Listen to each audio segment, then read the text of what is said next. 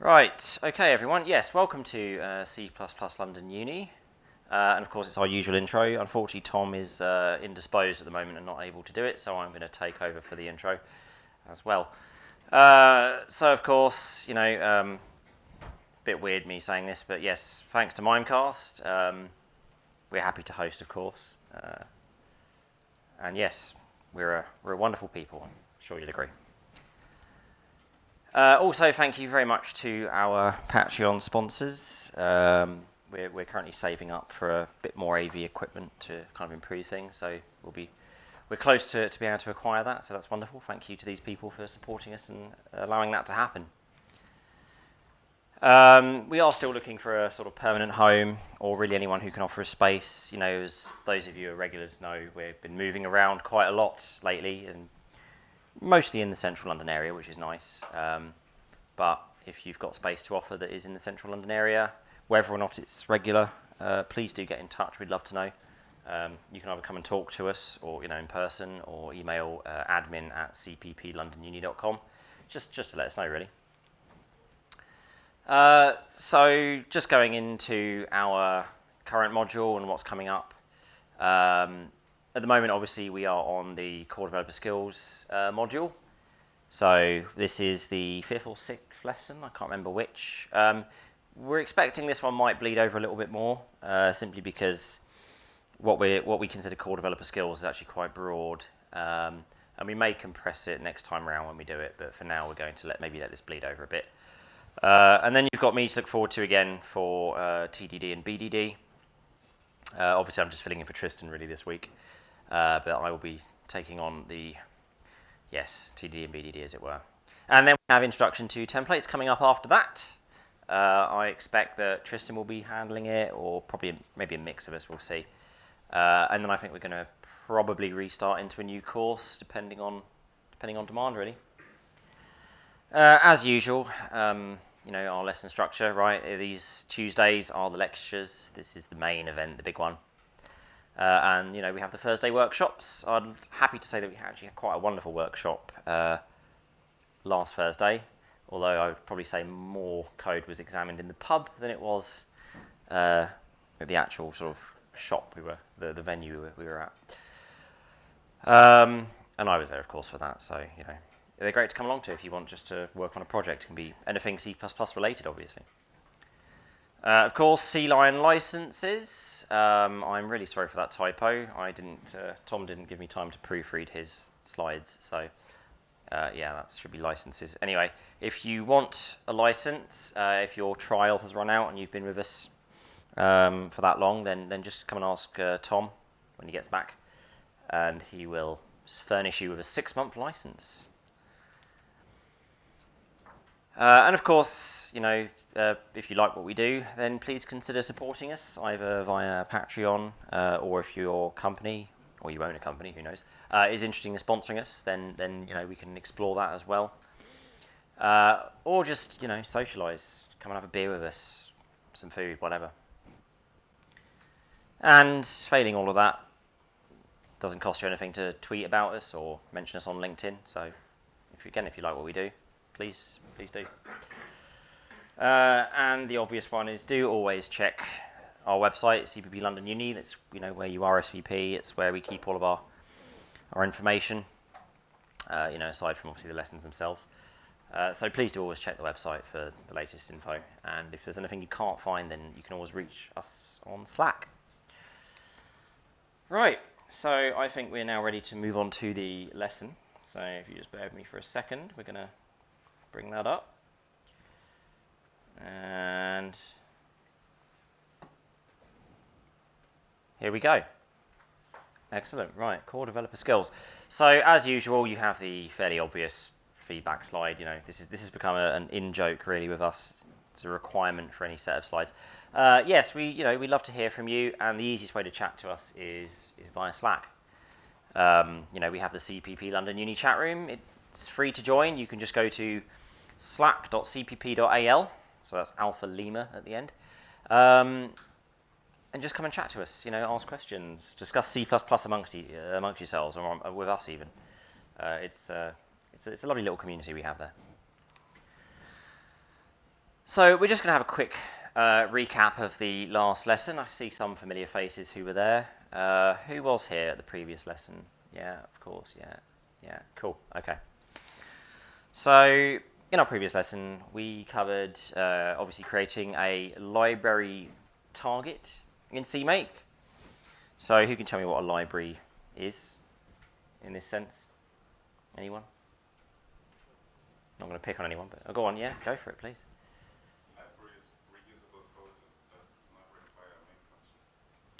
So the statement was, a library is reusable code and does not require a main function. Yes, excellent. It's sort of something aimed at other developers, essentially, something for other coders to use, yes.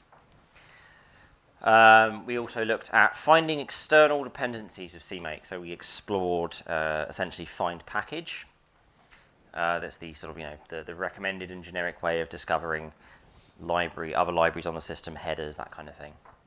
And it's obviously something that has some plumbing so that CMake can be aware of new libraries by having them provide little scriptlets, special CMake scriptlets for it to discover. And that fed into obviously allowing your library to be found as a dependency, right? You can put it in the appropriate paths, have these CMake scriptlets that help it find it. So other people who want to use your library can work with it essentially. We also looked at the various ways of linking to such libraries. Obviously, libraries in the CMake sense. So we're really referring to the library target. Obviously, a library can be built dynamically, in which case the operating system will link you to it at runtime, or you can build it statically, in which case all of that library's code just gets sort of punted into your application. Right? It all just lives inside one file rather than being physically separated when you run it. And we had a worked example which showed how you can utilize Boost, right? You do the find package. We looked at how you can make it a requirement or maybe have it be optional. Maybe you'd like to use it in certain cases, but it's not essential. So that was demonstrated. And we looked at the vagaries of finding libraries on Windows, and unfortunately the discovery process is much more seamless on Linux and Mac. Windows is a little bit of a pain, really, these days. So, we're going to cover the missed portion of the previous lesson, which is interactive debugging. And a lovely quote from Steve the Woz. Never trust a computer you can't throw out a window. I do agree with that. I mean, cloud computing's kind of fitting that bill. We can't throw cloud computers out the window, can we? And I don't trust them. Right, art of debugging. So, obviously, when we write code, it doesn't do what we expect, unless you're expecting it to fail somehow. Maybe you do sometimes. Hopefully not, though. But it's maybe it's crashing, right? It's just completely failing horribly, and you don't know why it's crashing. Or maybe it's simpler than that. You're adding two numbers together, and the result is just weirdly unexpected, right? It could be any manner of things. It varies from fatal to just not quite what you wanted. So of course there are two ways you can address this issue or avoid it. The first is of course just stop writing bugs. Easy, right? If only I just realised if I just stopped writing bugs, everything would be fine. Well, that's obviously a joke. That's not serious, is it? So of course debugging the code. Right, debugging the code is another way to address it, and I'm going to qualify this, and it's not true that there's two ways to address it. There's many more ways you can address this, really. You could start stripping parts of the code away without debugging it, right? You could insert print statements. There's far more than two ways, actually. So I'm gonna disagree with that part. Disagree with myself, effectively. And of course, CLion, as we recommend here, does give you a very nice debugging experience. Has anyone here used the CLion debugger before? Or any debugger for C++, for that matter? Anyone? You have? Okay, we've got 1, 2, 3, 4. Sorry? Normally just GDB, command line. Okay, so this is going to be nothing to you. Okay. So, actually, CLion effectively is just wrapping tools like GDB and LLDB, right? They have a friendly interface for programmatic interaction. And you can use both of those from the command line if you'd like. So on that note, we're going to just take a look at how to debug a simple program. So I'm going to hopefully flip over and it's all going to be seamless. Here we go. Yes, excellent. Okay, we have our virtual machine here. So this is a project that is available on GitHub. It is the bowling simulator that I wrote TDD style for, I don't know, sort of impromptu thing, thanks to a suggestion from Jonathan. So we're going to just do the simplest form of debugging. We're just going to take a breakpoint. So I don't know, let's just breakpoint on this for loop, for example. And then we just hit this little debug icon up here, or you can press Shift F9 if you like. And it should then compile my code. And then, of course, we've entered the debugger, right? Very simple. So there's a series of things you can do at this point, right? So I'm really struggling to see the screen because I'm sort of trying to lean over, but is that working? Oh no, here we are, it's over here. Okay. So you can, of course, just resume execution. So actually, does everyone know what a breakpoint actually is? So okay, so literally it means, you know, break at this point, right? So I've told the debugger to pause execution on this line, and it's right before execution has started, right? So we haven't yet executed anything in here, anything in this statement. Obviously, because it's a for loop and I've paused on it, if I resume, we will loop back again most likely, right? Depending on whether the condition was met or not. But we might jump back up to it again, and you will then see it pause again. So if you debug loops, you can obviously put a breakpoint on that loop and then have it visit it every iteration of the loop.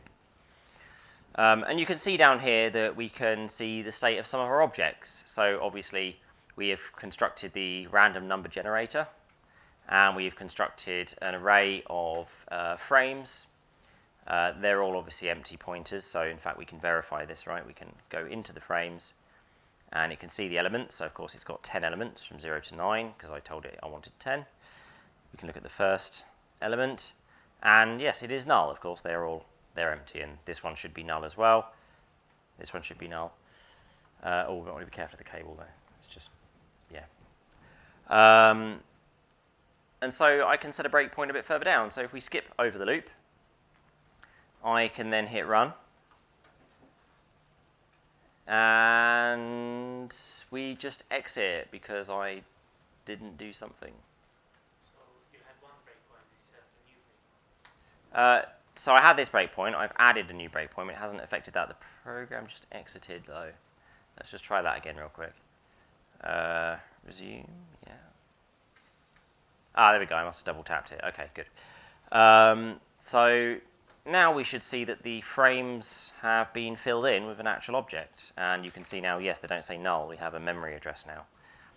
So we can now see these are all sort of set up, right? We have the state of the pins, right? You have the pin set, and then those pins living in there. You can see the bits that represent each pin. We can see the state of the turn. So essentially, you have introspection into, you know, your entire program. You can also mess around with it. So at least I hope that it lets you do this. Let's see. Visual Studio certainly does.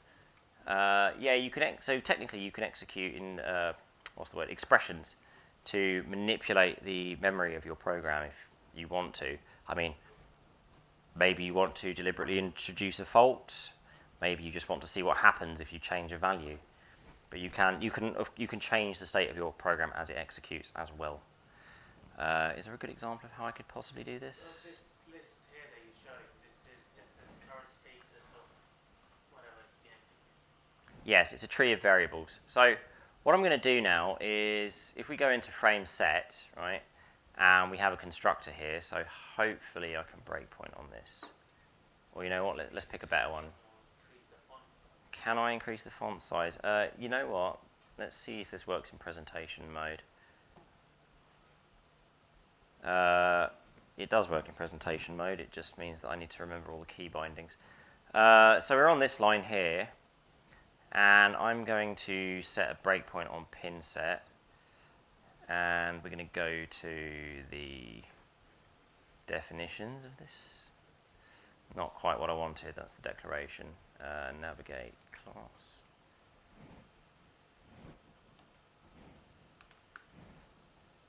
pinset.h. That is not correct. Navigate file. Let's try that. Pinset. Yeah, there we go. Okay. So we can go to the constructor. Oh no, it's a default constructor, isn't it? Let's try knocking down a pin. Does that do anything? It may not do anything. Yeah, the problem with the presenter view is now I can't see all the code and I don't know where I'm going. So, and it doesn't even actually know this is not. Oh no, here we go. Resume, please, work. Oh no, we just skipped straight past it. Let's go back to main. I need to get more familiar with the presenter view. It's not the greatest. Main. What do we do? Oh, knockdown pin. Okay, this is a good idea, right? Okay, we've actually got a knockdown pin call. So we can breakpoint on this, and I can actually go to the definition. So I want to demonstrate the concept of a stack frame. Oh, I did go there. I did breakpoint there. So why did? Okay, let's just try this again. Right, we're here. We go here. We go here. We go here. We do go here. Lovely. Okay, excellent. So there's the concept of what's called a stack frame. And it's this part here. So there's also, each thread of your program will have a stack frame, but for the code you're writing at the moment, there'll only be one thread, and don't worry about that. So you can see there's what's called a stack frame, right? So there's some familiar stuff here, which is our program, and there's some unfamiliar stuff above it. So essentially, we can go up the stack frame. This is obviously a very simple one. There's only one call. So we can go up to main. And you can obviously see here on line 23, right, we called knockdown pin. Yeah? Everyone's following okay so far? Good. And then obviously that's then calling into the function. So then the stack frame drills down. It goes into this pin set. These two, if you're wondering about them, it's part of the vagaries of C++. There's some special glue and plumbing code that actually takes care of executing your main function. So you can technically jump up to these, but you'll just see a bunch of CPU assembler code, which is not particularly friendly. But yes, you can see the point where it literally execute. This is where your function was executed. This call instruction, but that's assembler. Don't worry about it. Essentially, your main is still the entry point of your program. It just happens there's some secret stuff in the background. Yes, question. So if main is the entry point, except in the case, say you have a global variable that is constructed. Is that constructed before main? Correct. So you might see. Yes. No. This is why these exist. So that's right. Statics and all that stuff. That's why they exist, but I was to get onto my own point. You won't actually see them in the stack there because they've gone into the stack, come out of the stack after being constructed, and then gone on to main. Most debuggers are capable of recognizing global variables, Right. and so you can still see them in I guess what I'm saying the is list. if you wanted to see the construction of your global variables in action, you'd have to set a breakpoint before main. You could set a breakpoint in the constructor, yes, and then the first thing you would see happening is that the constructor of that class would execute before main. Yes, you would see it executing prior to your main function. Yeah. Just for those watching, the question was simply what the order of execution essentially was if you had global variables, and yes, due to the special plumbing magic that goes on, that stuff is constructed before main. Right, so within this, you also have some special functions as well. So, I'm in a loop. You can step over some code. That means that you go over it. Go over that and literally go over the instruction. Don't do the instruction. You can step into, this is like for drilling down inside functions, right? So you're at some function level, you like to step into whatever next gets called. You can force, I don't know this one. I'd have to look that one up. If anyone wants to, please do and make me, educate me. You can step out, obviously it's the inverse of stepping in, drilling down into some function call that occurs after your pause, your breakpoint. And then there's also a run to cursor, which is quite nice. So it literally means like I can go here and then hit this and it will just carry on till it gets there. Except my breakpoint kind of messes that up, so let me remove it. Because it will just keep going, so we put the cursor. Should just take you up a stack frame, basically. It will take you up one level, yes, precisely. Yes. So, Oh, that's not what I wanted. Go on. the point of this is what? To analyze very specific sections of your own code. So yes, it's to look. Necessarily that things are broken. If you wish, I mean, you can use it as a learning tool to understand that everything is in an expected state as well. Yes, that's absolutely fine. Your code, it didn't automatically fail. You're creating these breakpoints yourself. So the breakpoints don't become part of the program. They don't get inserted in the program's code. They are. Is that your code didn't fail to compile or whatever? You can't debug a program that hasn't been built, right? I can't fly a plane that hasn't been built. If it's never built, it doesn't exist, so you can't debug it. And yeah, and as you can see, right, the move to cursor is convenient and quite simple. Just takes me straight to where I put the cursor. Go on. Sorry, could you just explain a little bit what a stack frame actually is? Is it just a list of all of the functions that can be? No. A stack frame is so obviously, you know, contemporary computers have what's called a stack, right? It's a big old chunk of memory that sort of acts as a scratch pad for whatever data it wants to operate on. The frame, a single frame of the stack, is referring to a given function, right? So main, obviously is the start point of your program, has its own stack frame, right? Its own chunk of the stack. And then whenever it calls a function, obviously that function that is called can't just mess up main's stack memory, right? It's using a portion of the stack. It needs to leave that alone. So what the called function will do is it will wind the stack down further, make use of that space. Then when the function returns, it rewinds back out of the frame to return back to main, for example, or whatever function is the caller.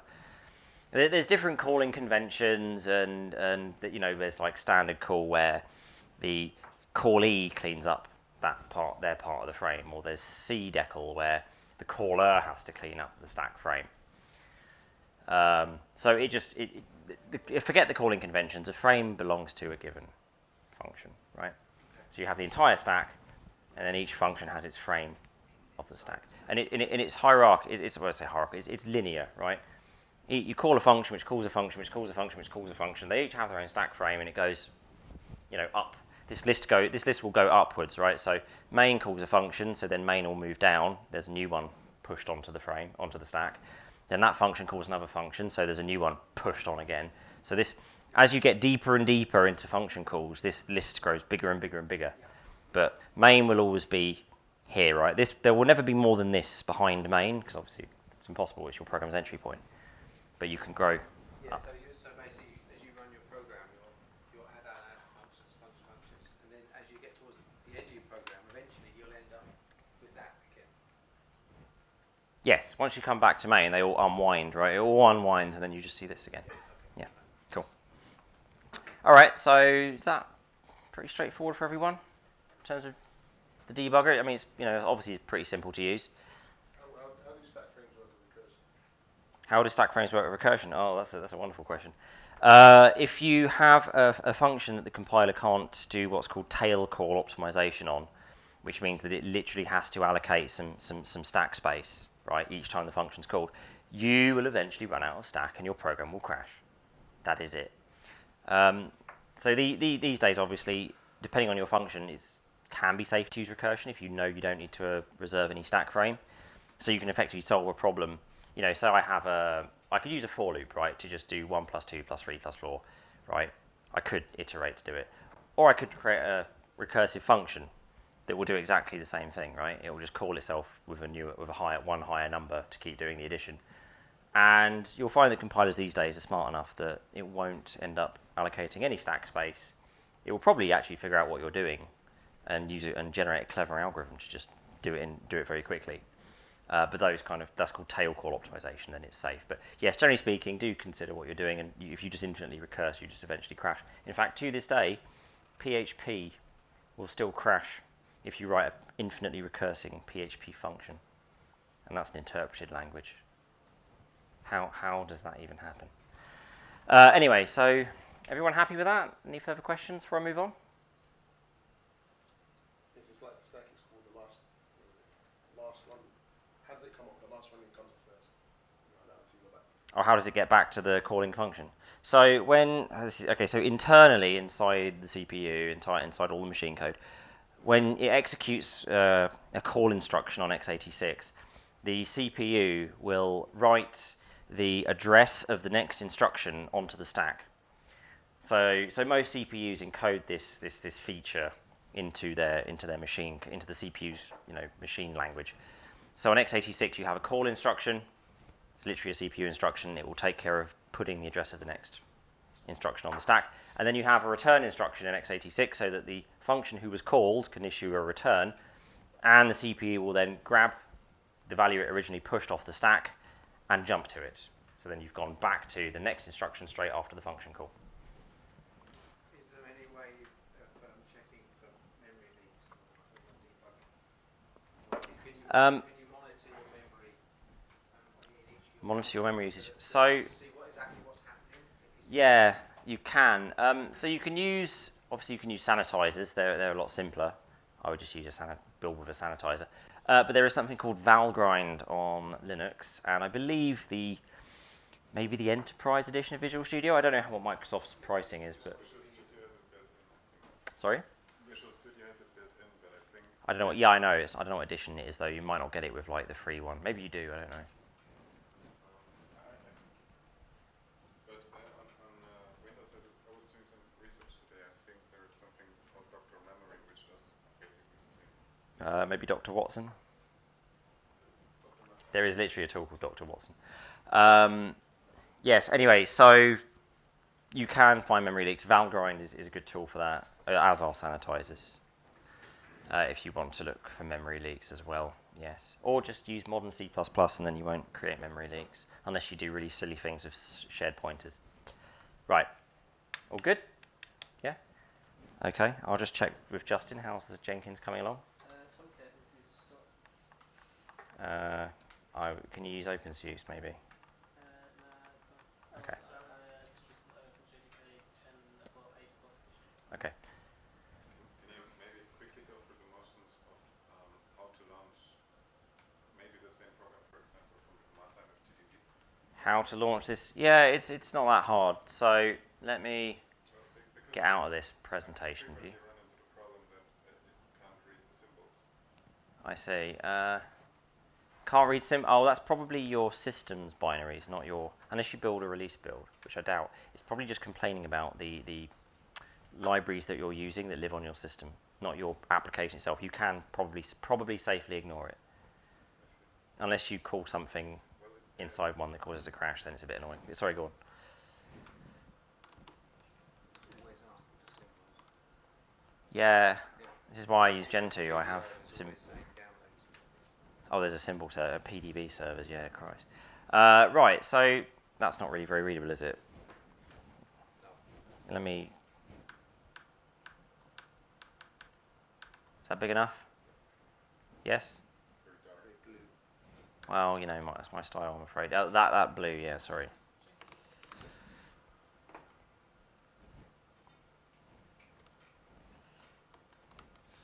Maybe it's a bit too big. Anyway, so that gets you into GDB, right? So you just execute it on the debug executable. So I've called GDB, I've given it the path to my executable that I want to debug, and then it just spits out the license and all that stuff. Nothing has run yet, though. Nothing has run. But so it needs to be in the same directory as the PDB file. So I'm on Linux, so the debug info is built into the debug executable. I've never tried to use GDB on Windows. I have no idea how that would play out. If you're building with, sorry, Justin might know. Go on. GDB with Visual Studio or with anything MakeW? I'm using a variety of versions, but I've tried with MSVC and I've tried with LLVM. As I know, LLVM from LLVM website or LLVM from MakeW. Yeah. Are you building? LLVM from LLVM's website might do what Windows would be doing, or Linux would be doing is putting PDB inside, and GDB can't put PDBs, at least to my knowledge. Yeah. So you would need to use MakeW GCC or the MakeW clang that you get, for example,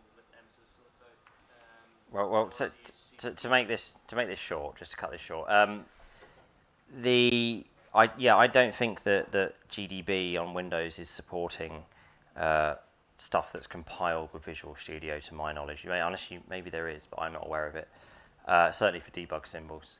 So if you are going to work on Windows and you want to use GDB for some reason, build it with GCC or build it with Clang. I don't think. Clang might have a tool to convert PDBs, or somebody might have built one. But yes, I'm not aware of GDB natively supporting Microsoft's debug format. But if somebody out there knows better, then please do tell us. We can correct it.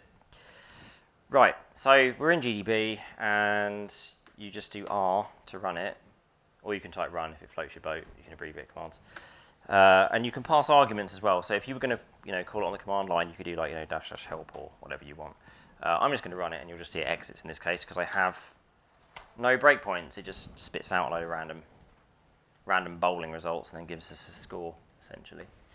But if I introduce a crash into this and I segfault, I can then get a backtrace with the BT command. So it probably won't do anything here because it's basically there's no stack because it's terminated. But there's a series of commands. I mean, if you really want to use this thing, I don't want to go into it too much, but you can read the reference. There's a help command. It does tons and tons of stuff. Right. So high level, the point of debugging is to really go into the granularity of everything about the code from the Yes. registers Well, back to the imagine how useful it is, right, to simply be able to freeze the execution of your program at a point in time and then inspect the state of everything in the program at that point in time, right? You can make sure everything is as it should be. as you expected. As you expect, yes. Or just understand what's going on at a given point in time. And why is that?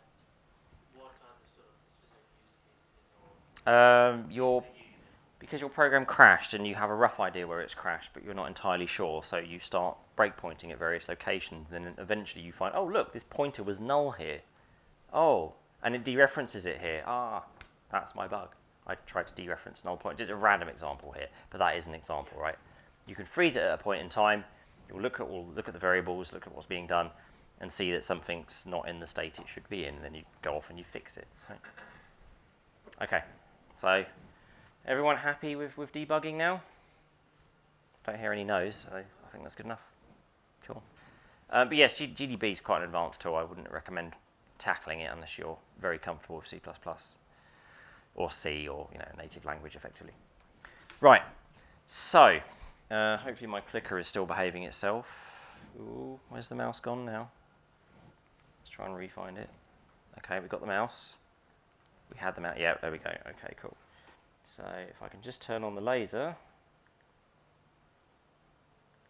And we're back in action. Lovely.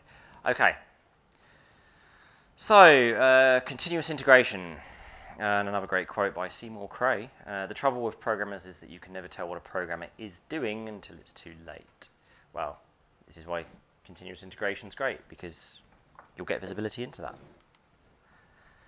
So let's just have a quick chat about the goals of continuous integration of CI. I mean, I'm just going to call it CI from now on, okay? So I think we've all figured out what this is about.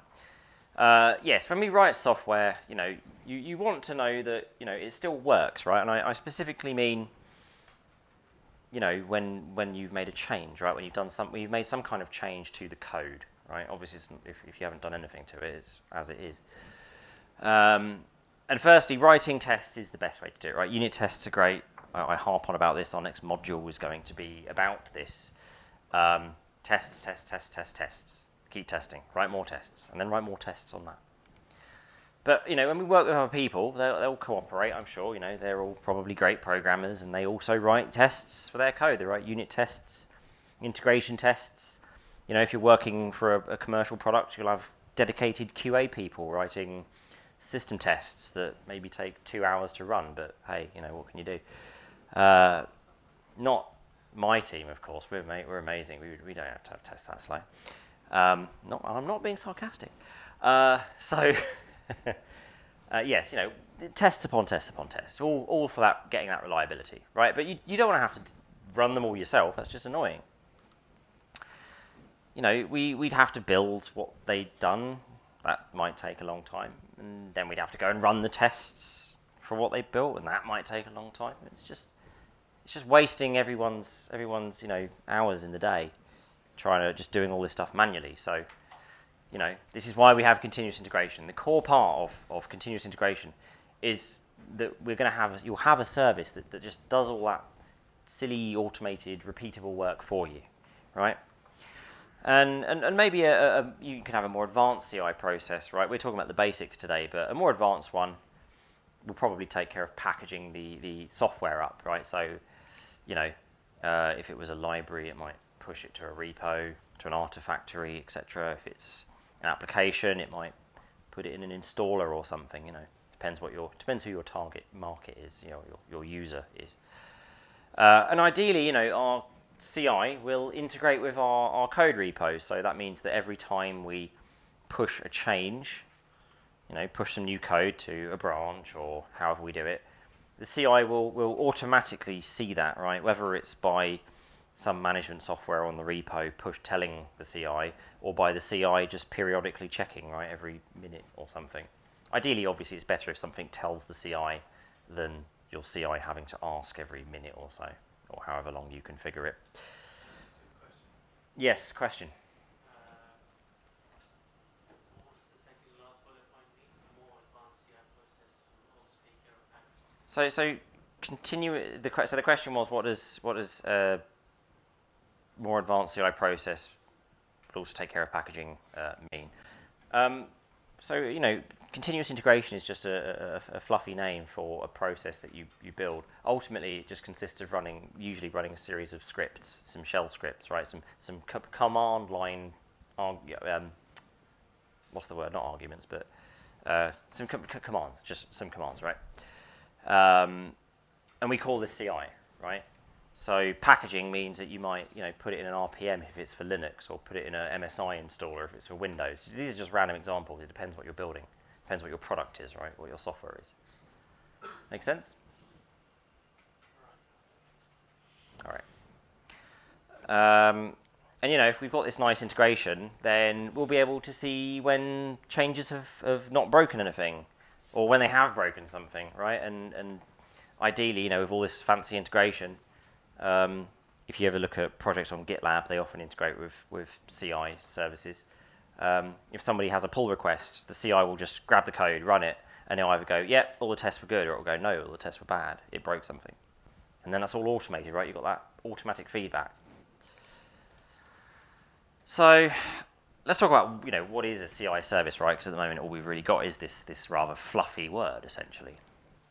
And most of the CIs that you'll encounter, certainly the majority I work with, they're actually just, you control them via a web interface, or you interact with them through a web interface, rather. I mean, there's some control options there for configuring and such, but they usually just, you access them through a web browser.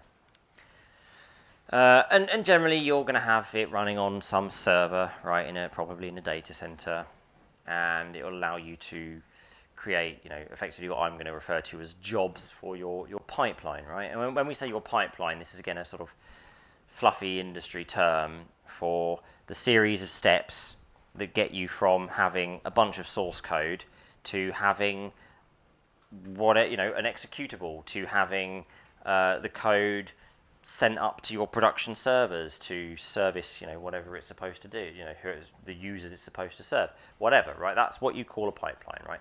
And a pipeline simply has steps. It's up to you to define what those steps are. Obviously, usually your first step is going to be check out the code. And the second step is probably going to be build the code, compile the code, right? Third step's probably going to be test the code, package the code, send the code to a development server, run some QA tests on the development server, make sure that it doesn't crash, whatever, The pipeline is just a generic term for whatever you want to do as a series of automated actions to assure the quality of your software. And yes, generally this is just running commands, right? It's taking the commands you would manually run on the command line, right? So the commands you would run to build it, the commands you would run to test it, just take those and paste them into the CI, so the machine just does them for you now.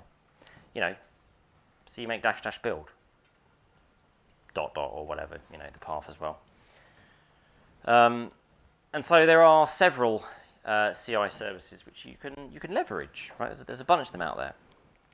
Travis CI is a very popular one for open source projects.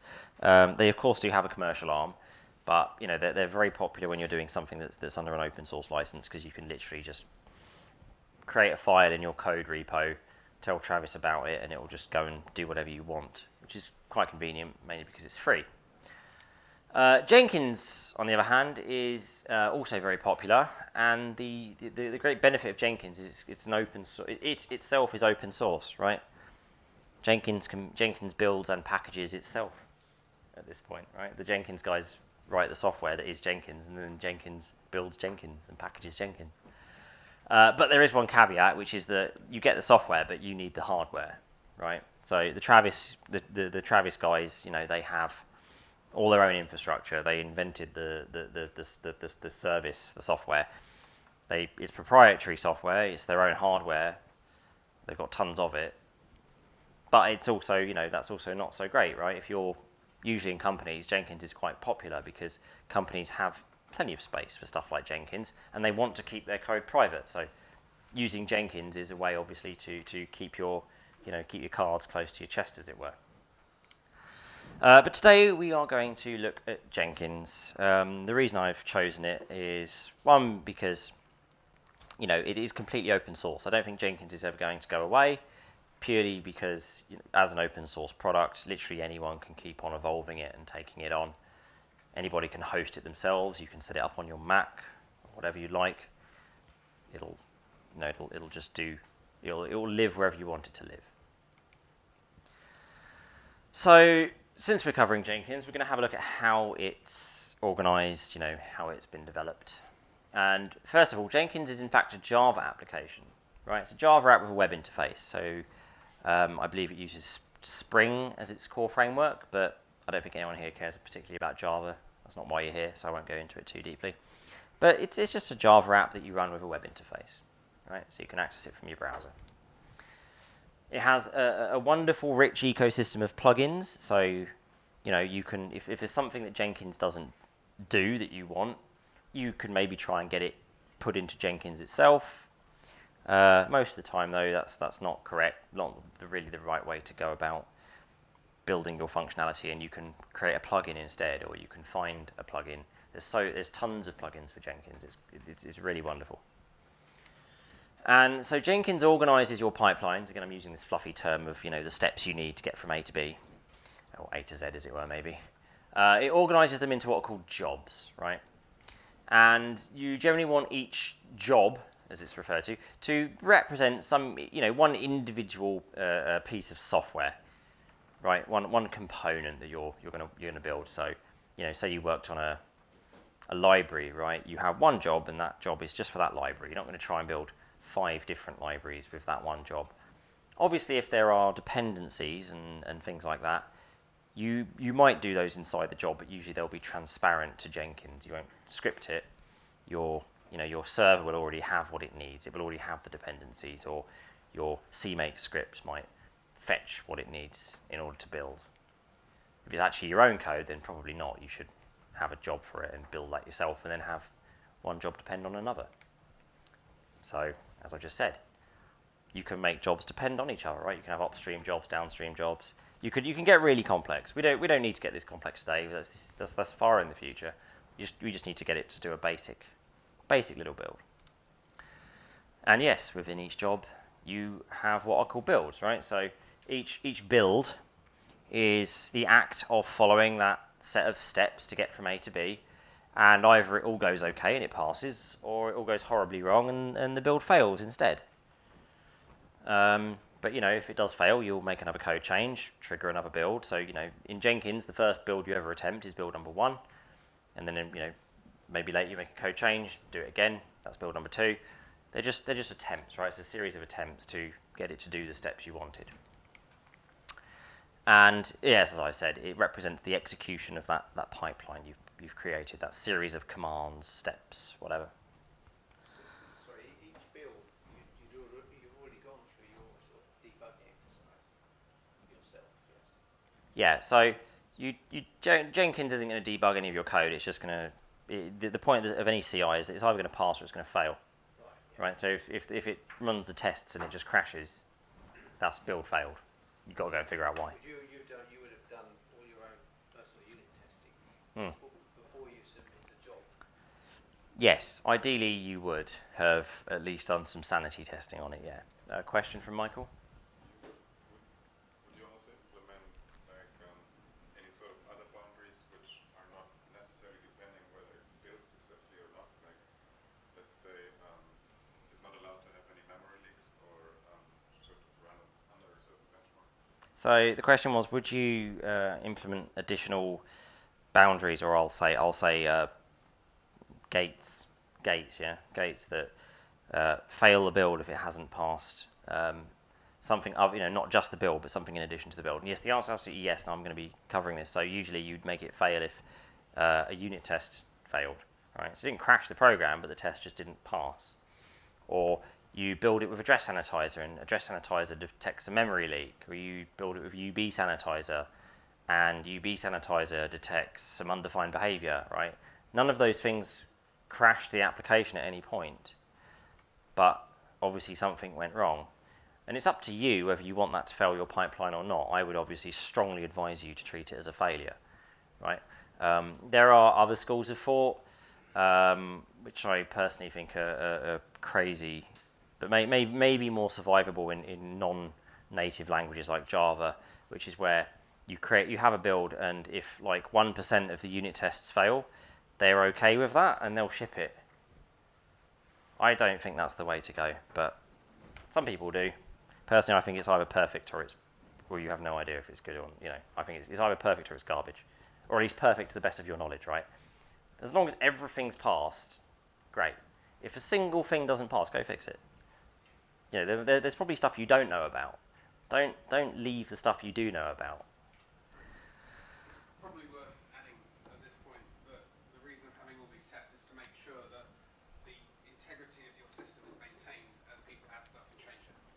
Yeah, the statement was that the point of all this sort of testing is, knowing that the integrity of your system has been maintained as, people make modifications to it, essentially, which is absolutely correct. I agree. Does this all include try, catch, and throw and all that sort of stuff that's internal to your program?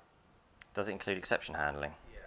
Or is if you put exception handling Yes. inside your program, then does this flag those errors? If you successfully deal with the internally generating errors. So the question was, does this apply to sort of try, catch, and exceptions?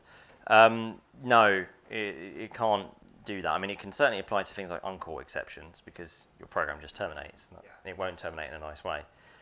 No, generally not. I mean, anything inside the code, you'll need to write a unit test for to exercise the behavior ultimately. Yes, Michael. I wanted to say something similar. You would test, actually, you would trigger the exceptions on purpose to see if Yes. it's broken in the right condition. Precisely, yes. You'd ideally have unit tests that cause the exceptions so that you can test the handling path.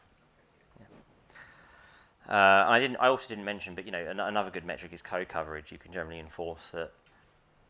Maybe not full code coverage. Not everyone's as crazy as me, but at least that someone doesn't add new code and massively lower the code coverage. They submit a load of code that's got absolutely nothing covered at all, for example. Sorry, just lost me. What's code coverage? Oh, okay. So sorry, I thought. Yeah. So code coverage. Sorry, I feel No, that's fine. I'm sure there's more people who just didn't say. Yes, code coverage is really a really simple concept. If I write 50 lines of code, and then I write a test to exercise that code, right? If every single line of my actual code executed, then I have 100% code coverage, right? If only 25 lines ended up executing, then I have 50% code coverage, because that's half of the lines, right? It's literally a per line, did this line execute, yes or no? And then you just add them all up.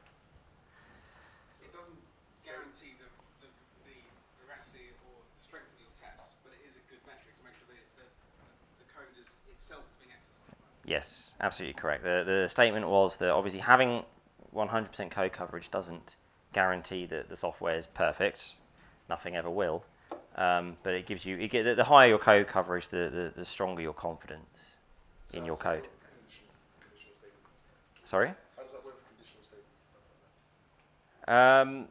It depends on how you want to collect the analysis. So the question was, how does it work for conditionals? It depends on how you want to collect the analysis. So obviously, if you just do a dumb sort of line-by-line coverage, you're going to follow the path of if this is true, and then the statement ends up being true, everything inside the statement then ends up executing, right? Okay, fine.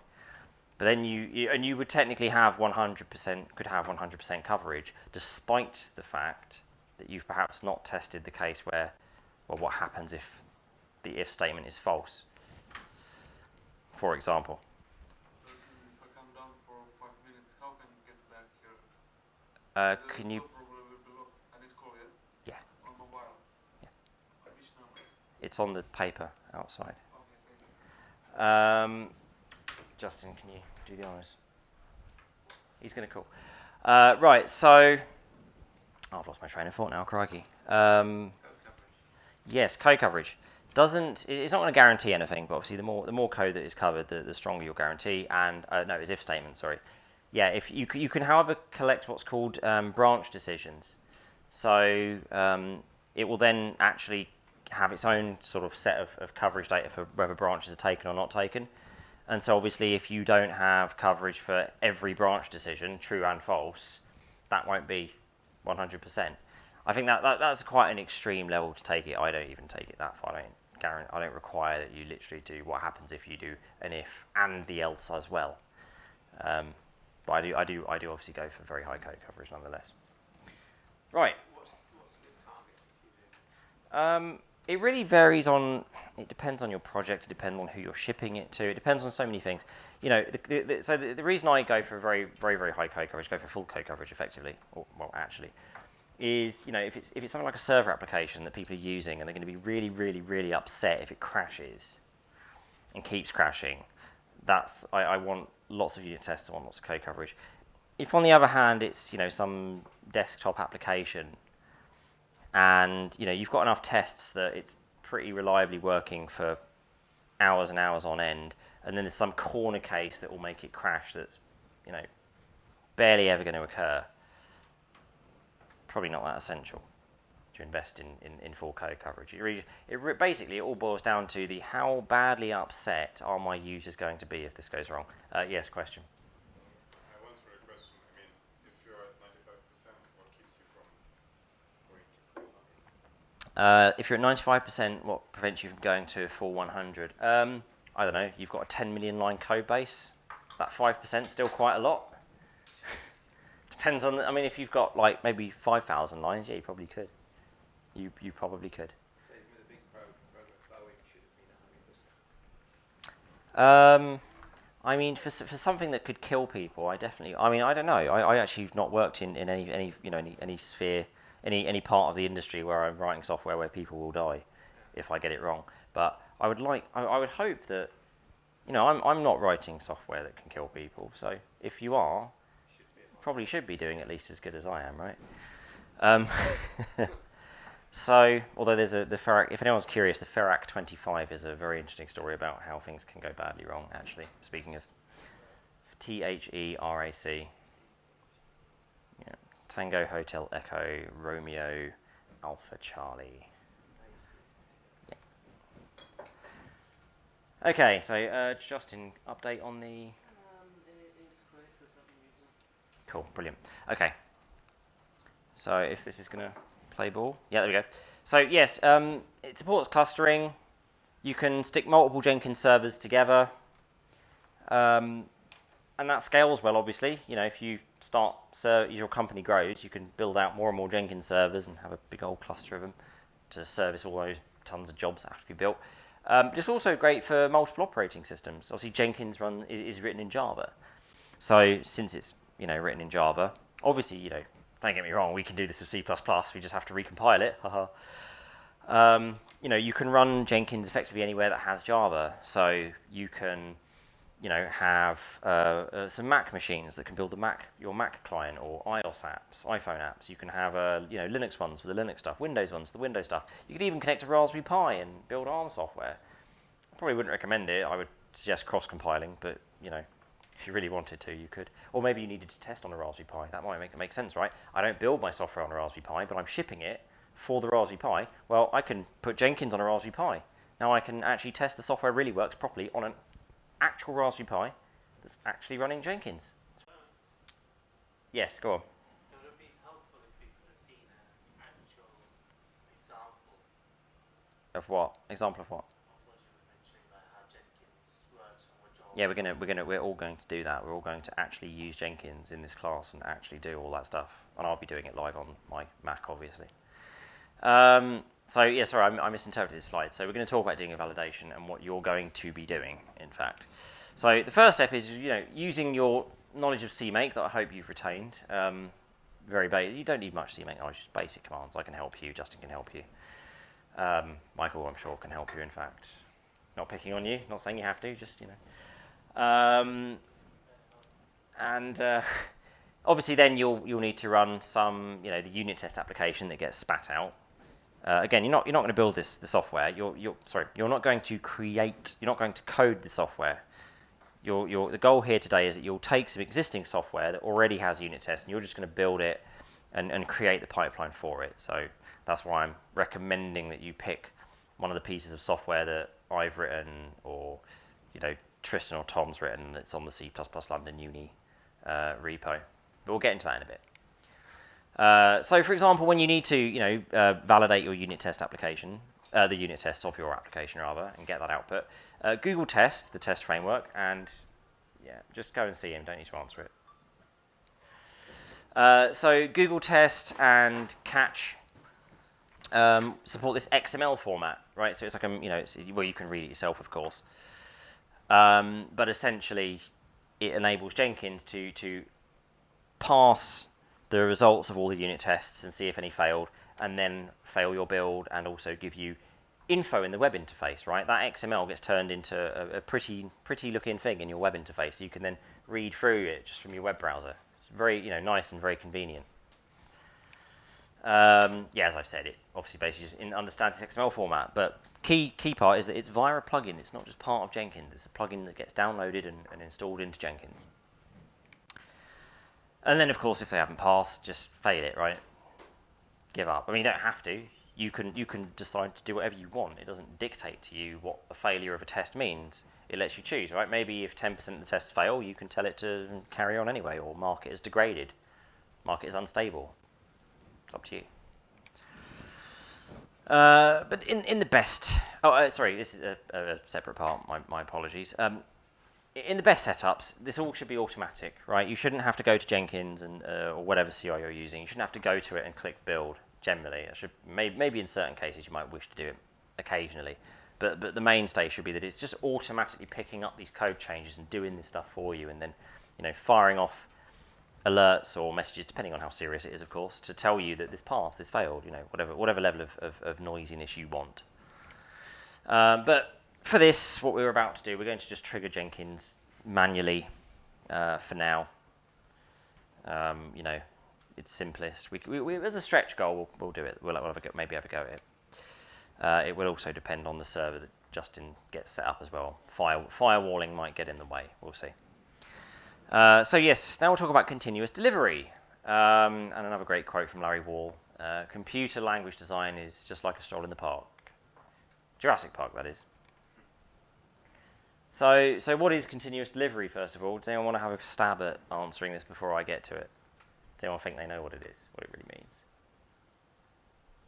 Agile, quick, iterative. Okay, so we had a wonderfully buzzwordy answer from Sard. Agile, quick, what was the other bit?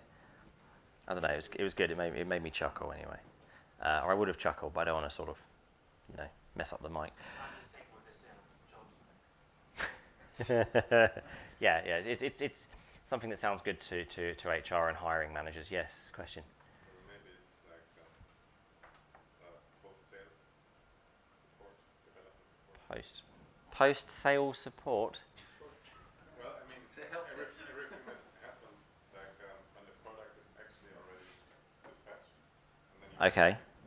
That's interesting. I mean, the question I would ask myself is, why would I be teaching? Why would I be standing here teaching that? But no, it's. It's not the only thing that Jenkins can do. I mean, if you can get Jenkins to actually provide support to customers, you'll be the richest man alive. No, so it's the process of just delivering your software. Actually, that's what it's called, continuous delivery, right? You're delivering the software, right? It's shipping. It's what we call shipping. You know, it compiled, ship it.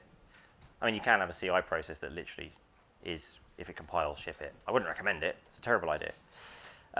So, for example, you know, for an application, this involves, you know, punting it off somewhere, right?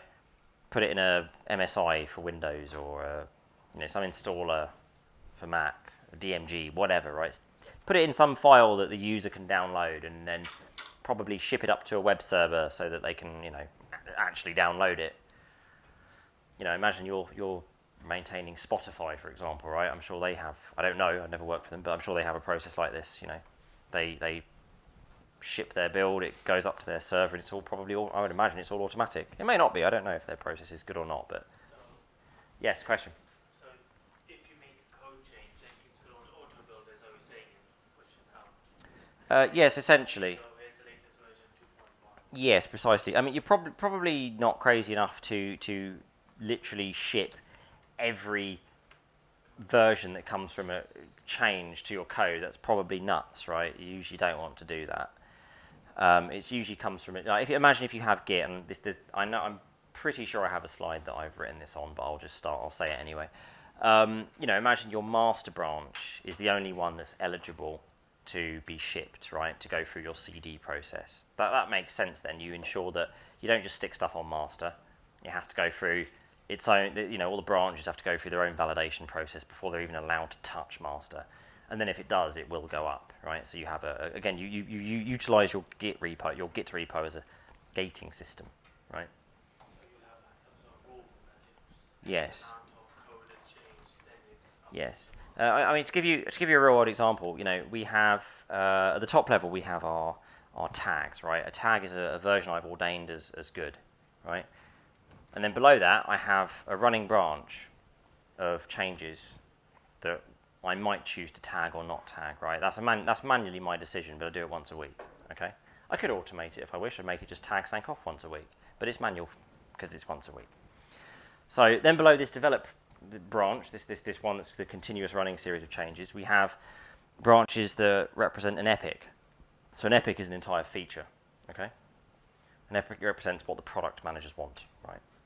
And then below that epic branch is the topic branch, we'll call it, right? The story branch. It's a unit of work that essentially one person can work on, right? So we might have, say, 4 different branches for the features that will go up into one epic, which altogether, you know, all of those in amalgamation then satisfy what the product manager wants. So the level of scrutiny is that at the topic branch level, the single person level, they have to pass unit tests, they have to pass integration tests, they have to have full code coverage. And then if that's all good, it can get merged into the epic. But then at the level of the epic branch, we actually generate a build that gets deployed to some development servers. And those development servers end up having some QA tests run, which, you know, take 10, 20 minutes.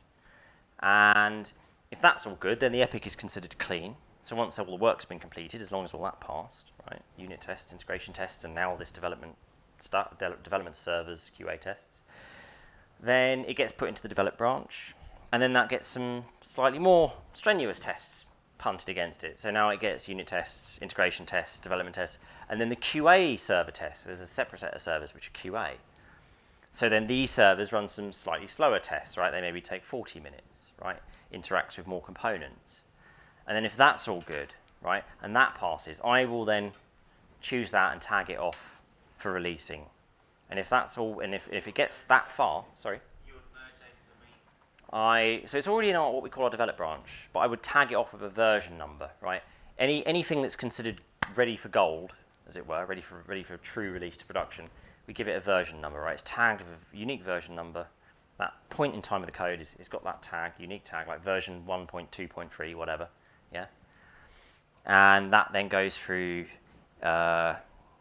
staging, all the previous tests plus staging tests, plus some light tests on production. At that point, when we put it actually on production live, we don't beat the hell out of it, because obviously there's real people using it. Then we don't want to kill the server. Yeah. These process of tests or these sequence of tests you're mentioning in different stages, are these discrete different tests or are they similar on each stage? Or the same? They're all discrete and different.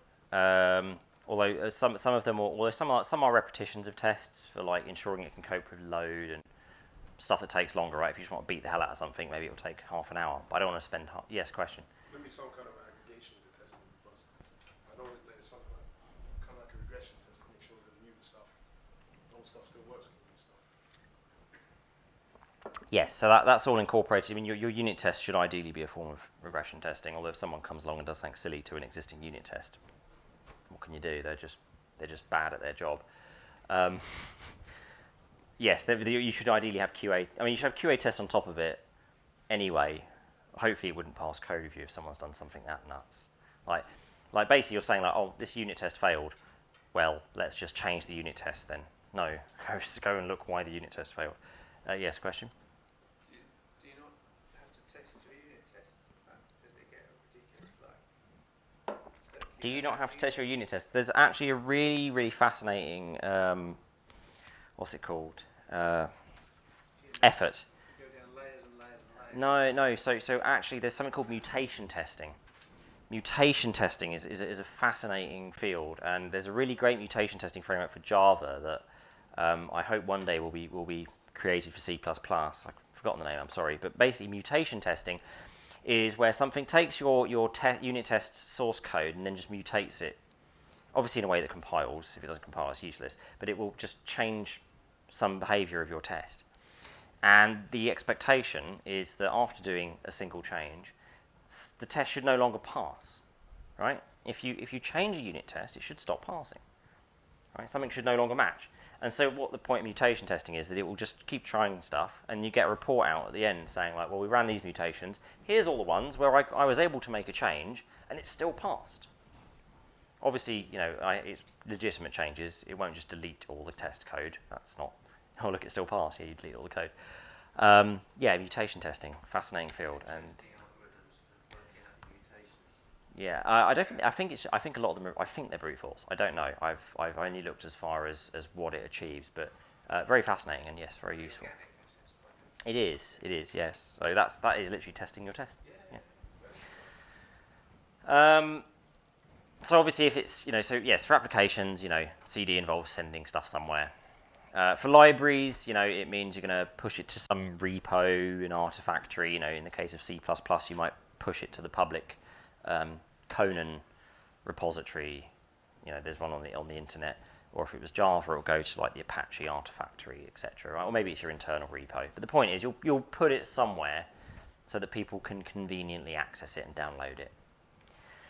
And where you publish to may depend on the origin, the provenance of the build itself, right? So, for example, if it's your master branch, then obviously that's probably your production-ready stuff, right? That code's gone through the ringer, it's good to go. But, for other branches, you might send it to a separate location, right? So, is this branch the master branch? Your CD service, your continuous delivery, is still all scripted still. That can look and see what branch it was built from, right? Or, whatever metadata you've given it, and say, oh, it's not the master branch, so I'll send it to this web server instead of that web server, right? Your dev stuff, your test, your alpha stuff, whatever. Or maybe you'll specially tag your releases. I mentioned that I do this myself. You'll specially tag them to ordain a given release as ready for prime time. It's all a matter of taste, right? There's no right or wrong ways to do it. You just have to think about what you're releasing, who your customers are, what your needs are, what kind of schedule you're on. It's all specific to each product. There's no right or wrong way to do your releasing process. There's no ISO standard that you have to adhere to. That's So what you sign up to. that's why. Sorry. So the question was, is there any standards for this, or why there's not? ISO, just for example. Oh, I see. Are there any standards related to this CI/CD process? No, not that I'm aware of, and it doesn't really. You couldn't really do it, right? It's not really there's a massive, software is just software. If it's for aeroplanes, it's going to be a lot different to if it's for, some sort of 2D scroller game. It just depends on what you're building. Probably won't. Yeah. Probably doesn't need to though, right? It's a 2D scroller. If you have an audience of one person and you're giving it away, if it crashes, you don't really care. Then you haven't paid any money. Alternatively, it might not be part of your continuous delivery process at all. You might not publish it. Maybe it's just privately for you. You just want to package it up and keep it somewhere to yourself. So hopefully everyone can see the benefits of CI/CD. Maybe this can be a short slide because are you ready yet? Mm-hmm. Okay, cool. Maybe this is obvious, but we'll see. So obviously with CI or CD, you can validate new code, validate changes to code via an automated process. Well, maybe that's pretty obvious, isn't it?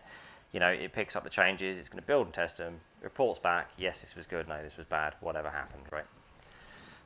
But you have visibility and confidence in your process. Not only can you see that you've now got this wonderful, reliable process, everyone else can see it. They can have more faith in your code that it's reliable because you can actually inspect what's happening, right?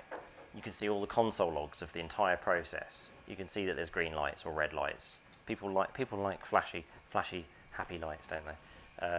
Is there a question? No. Okay.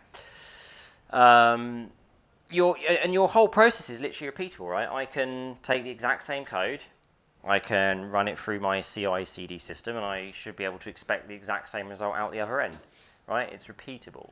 Things are validated. Things are safely gated. Of course, a lot of this is reliant on you having good tests. Test your code, right? Good tests for your code.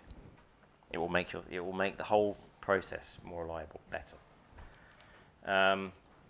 Because if there's no test, it's basically just a glorified build and ship service, right? It compiled, yay, ship it. And therefore, as I am harping on, do as much validation as possible. And we spoke about unit tests, but there's a wider ecosystem around this. There's many companies that have made huge sums of money off of the back of this, which is, actually it's the bullet point after this, but I'll get to it. So, static analysis, actually, yes, it is this bullet point.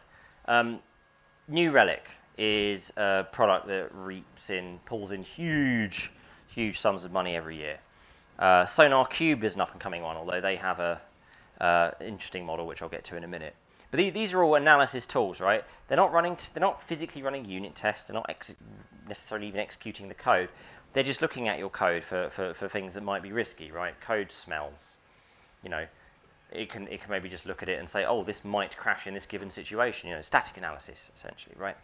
So open source tools are great for this. Clang, the LLVM toolset has a static analyzer, which is quite good, actually. It's pretty decent. It's unfortunately not the friendliest to set up. It's all command line activity, but it does produce lovely HTML reports, and I do recommend it.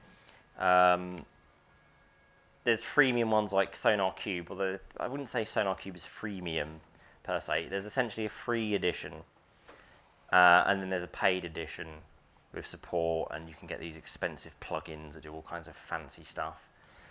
There's New Relic as well. There's Fortify. There's a whole bunch of them, and a lot of these integrate into Jenkins and other CIs as it happens.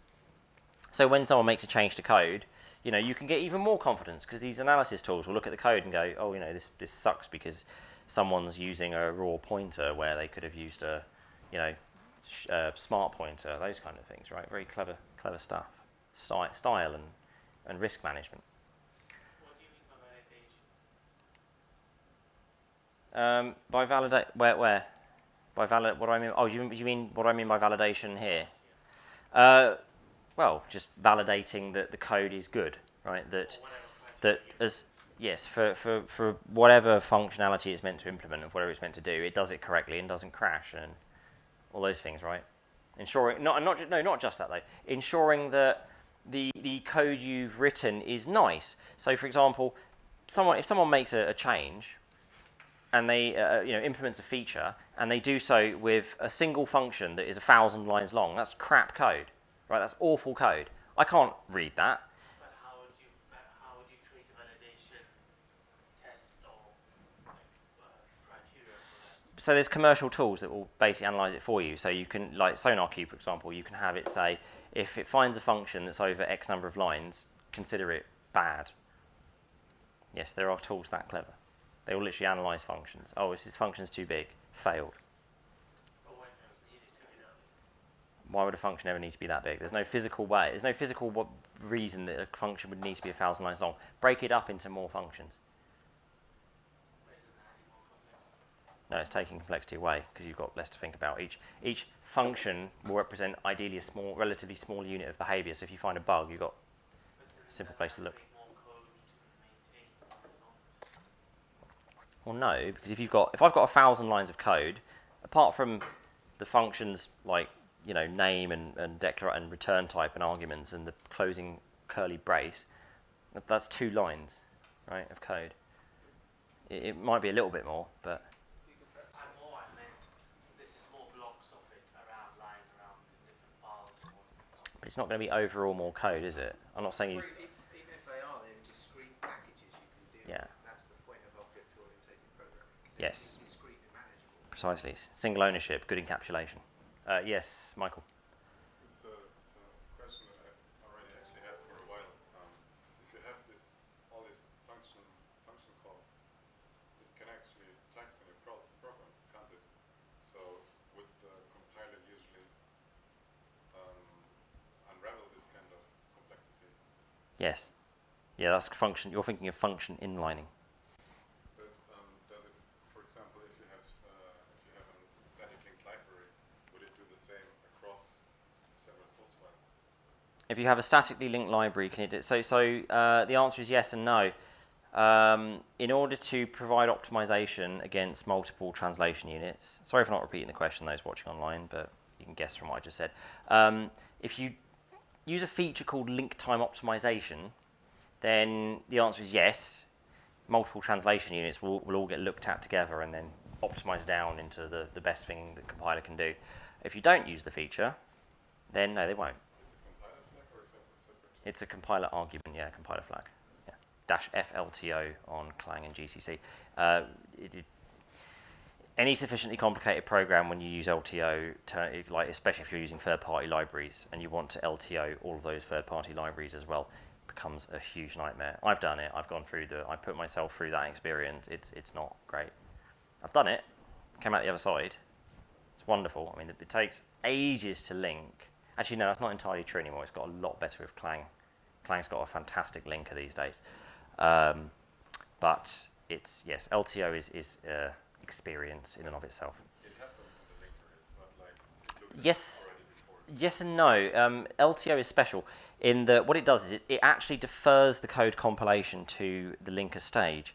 So, basically someone a long time ago was like, well, what if when you call the linker, actually the linker can have like a plugin where it then calls the compiler again and the compiler then really does all the compilation.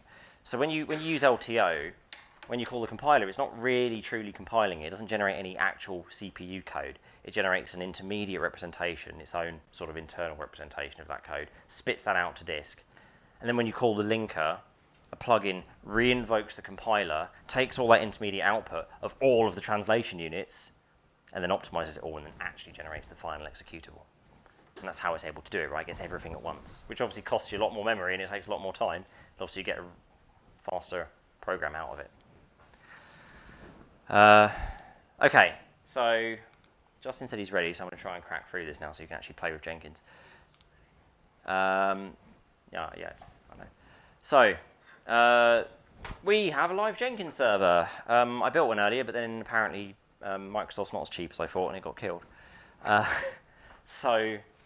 You are each going to be given your own dedicated Jenkins job to play with. And your task is to create a build process around a piece of software. I do just want to quickly go into the job part. I'm going to recommend you all take Jenkins pipeline. It involves some groovy scripting. So if you're comfortable with scripting, then please take the pipeline option. I recommend it. I will be doing that live as well, so if you're going to go do it with me, take the pipeline option. If not, if you just want to go on your own and you don't know any Groovy, or you're not comfortable with something like Groovy, it's very simple stuff. It's like, you know, pipeline, curly braces, syntax. It's like a simpler version of C++ almost. If you're not comfortable with that for some reason, then you can have what's called a freestyle job, and then it's all, you just use the web UI, you enter bash scripting commands like, you know, cmake, you know, run, you know, everything you would enter in a terminal basically. You can do that if you wish. Of course, you know, in terms of building, you can either use some software you've written, if you want, or something on the C++ London Uni GitHub. I recommend the bowling simulator if you do want to pick something off our GitHub, and I'll obviously give you the link to that. Obviously, don't pick anything large. This server doesn't have much in the way of resources, and if you do pick something huge, we'll just kill your job. And obviously, it should be something that's got unit tests. The whole point of this is to obviously, you know, start off building it and then getting unit tests. And if the software doesn't have any, then you're kind of stuck. Right. So let's get on to the interactive part and a fitting quote. Right. I don't care if it works on your machine. We're not shipping your machine. So the task. We'll be creating the pipeline in incremental stages, right? Let's do it in baby steps. That way you can get some positive feedback for yourselves without trying to do everything at once. Just get it to build, first of all, right? Just make it compile. That's a good start. Then once you've done that, make it run the test. Just run them. Don't worry about whether they pass or fail. Just run them. And then have a go at making it package your application. So since it's CMake based, this involves using CPack. You might want to skip this one. It's up to you. But you can call CPack to package it. It's part of CMake. Then obviously you want to collect the test reports. This is the you know, the one that's going to feed into. Sorry, I should use the laser. This is going to feed into the running of the tests, of course. And if any tests don't pass, then fail it. Obviously, as part of this, I'm expecting you to deliberately break one of the tests to see if it fails.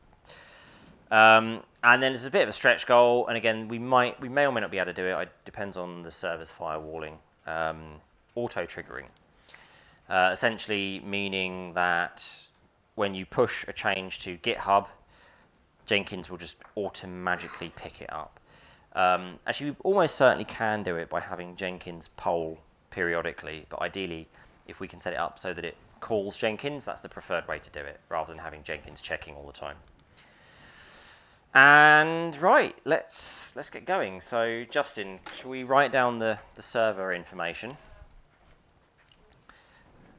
And yeah, go for it. Take the pen, and I will get started over here once I've got the details. So first things first, we're going to need. Oh, come on. Yeah, cool. I'm just going to shrink this a little bit. No. Reset font size. Right, don't worry about that, that's just for me. So if I find, yeah, I've got the bowling simulator right here. So I need a web browser. I've got a web browser. What was that? I'll give you that That was GCC. Because you might need to install some plugins. Okay, so it is void here dot site colon 8090, is that? 8090, and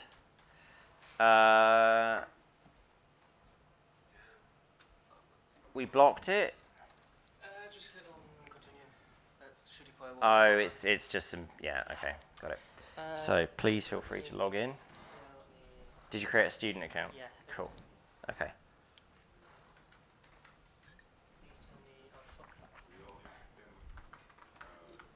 So the user you guys are going to use is the username student, right? no, username CPP London. Oh, okay. So the username is CPP London, and Password, I'm gonna write the whatever password is going to be written on the board. If anybody watching would like to take part, you can email. Obviously, if you're watching this and it's a recording, don't bother emailing us because it's over. If you're watching right now and it's currently a live stream and not recorded, you can email admin@cpplondonuni.com, and we will email you back with the password. What happened to my phone? There's my phone. I've got it. Right. So who's going to be doing? Right. So first thing is, who's going to be doing this along with me? Because you're going to need a Jenkins job. So our first is, what would you, Exclamation mark at the end. Yes. what name? The only part that is uppercase is the first. The rest of it's not. There's capital C Capital C. and a 0. Yes.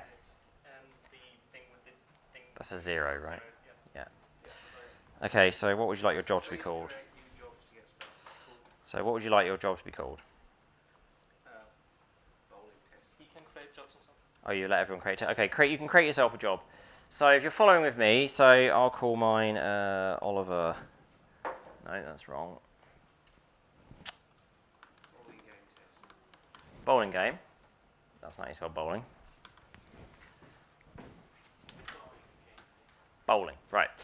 So just to go through some of this stuff, actually. So you have the freestyle project. That's the one where you can just literally do bash commands, literally just shell commands that you would do in a command prompt. Bear in mind this is a Linux server as well. So everything has to be Linux friendly. You have a pipeline. This is the one I'm going to recommend we do, right? So pipeline is this fancy new feature that the Jenkins developers came up with, where you get this lovely looking UI and you write your pipeline as code.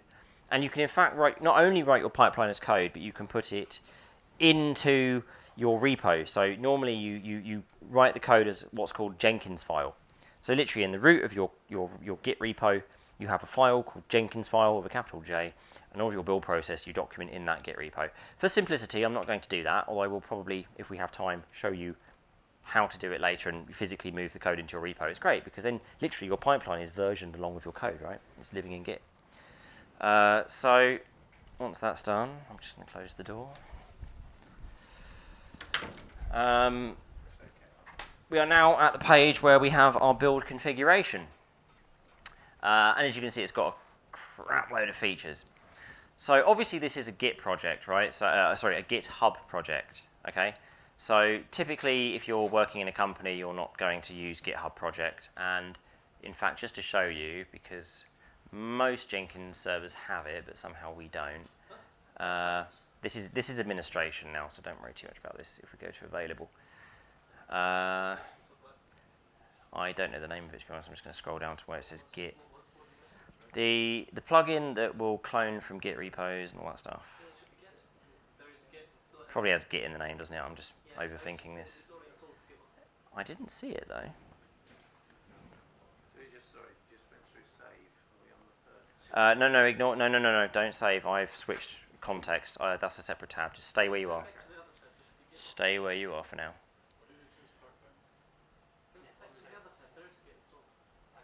Well, maybe I'm missing it then. So we're in the settings, right? We're in the job settings. Which kind of job did you do? So pipeline is the one I selected. So you're missing, yeah. So anyway, it doesn't matter for now because we have a GitHub project. But actually, no, I think it might matter. This can't clone. You need. I think it's called SCM, right? Again, ignore me for a sec. I'm just fixing the server. SCM. Yeah, you're missing something, mate. SCM, you just passed it. Go up. Where? Pre-SCM. No. That is a crap load of plugins. Yeah, this is the problem. And when after you've installed Jenkins, you literally just get everything listed. Oh, you got a save. SCM repo? No, that's useless. Can you maybe do a Google search to find it, mate? Because this is making my life a bit hard. Poll SCM. Oh, so this one we definitely want. This is what I was talking about. This plugin. This one will literally let it hit up GitHub periodically. Clone workspace. Repo, there's a repo there. No, that's something else. URL SC. Let me just install that. All right, so we've got 4 jobs. Don't worry about this for a sec. Manage plugins. Did you find it? Because I'm still looking.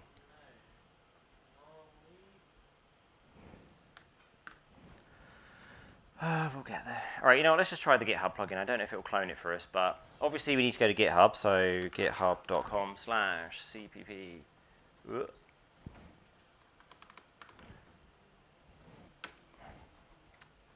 And the bowling game is somewhere. You know what? Oh, it's Bowling Simulator. Cool. So grab the URL, copy that to the clipboard, pop back to our job, and we'll just paste it in there. I'm not going to really do anything useful. I'll have to come back here, but we're going to save this code, and I'm just going to try and I'm going to click. Yeah, that takes me to it. That's probably not what I want. What do you build now? I think it won't do anything. Poll SCM.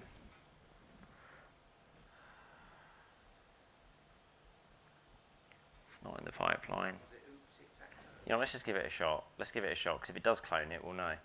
So we're going to try and build it. And we have our build job. It's green, that means nothing. Yeah, as I suspected, it unfortunately... Why is my user now called Dan? Because the last name takes longer than the text there. Yeah, Justin, where's the plugin? It should be the Git one that's installed.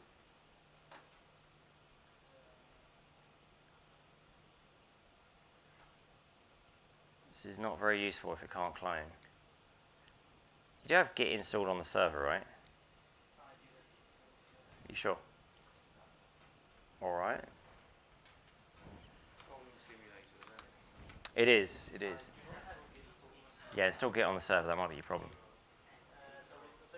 Sorry? You install Git, no, don't restart Jenkins, I'll test it first. Just install it. Just paste the bowling simulator Git into the project that you're on. I'm going to go ahead and say you might need to restart it. CPP London Uni bowling simulator .git or bowling simulator. So what are you seeing? Start up and detect that we have Git. And then assuming that that's the case, we'll hopefully be able to move on and not be stuck. But as you can see, right, Jenkins is quite fancy. Can't get this drink open. There we go. Right, we're back up. So Justin, please do the honours.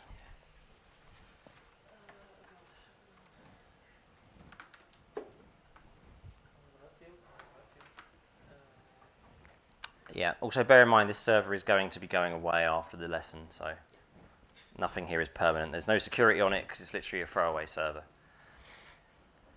Right. Please have something. No, that's completely broken. Let's do a quick Google search, shall we? Jenkins clone Git missing. Come on, let's go. Git plugin. The Git plugin is installed. Is it enabled? Git plugin is enabled. Try and install Yeah, I had mine working, but obviously he had to set this up in an emergency, so it's quite annoying.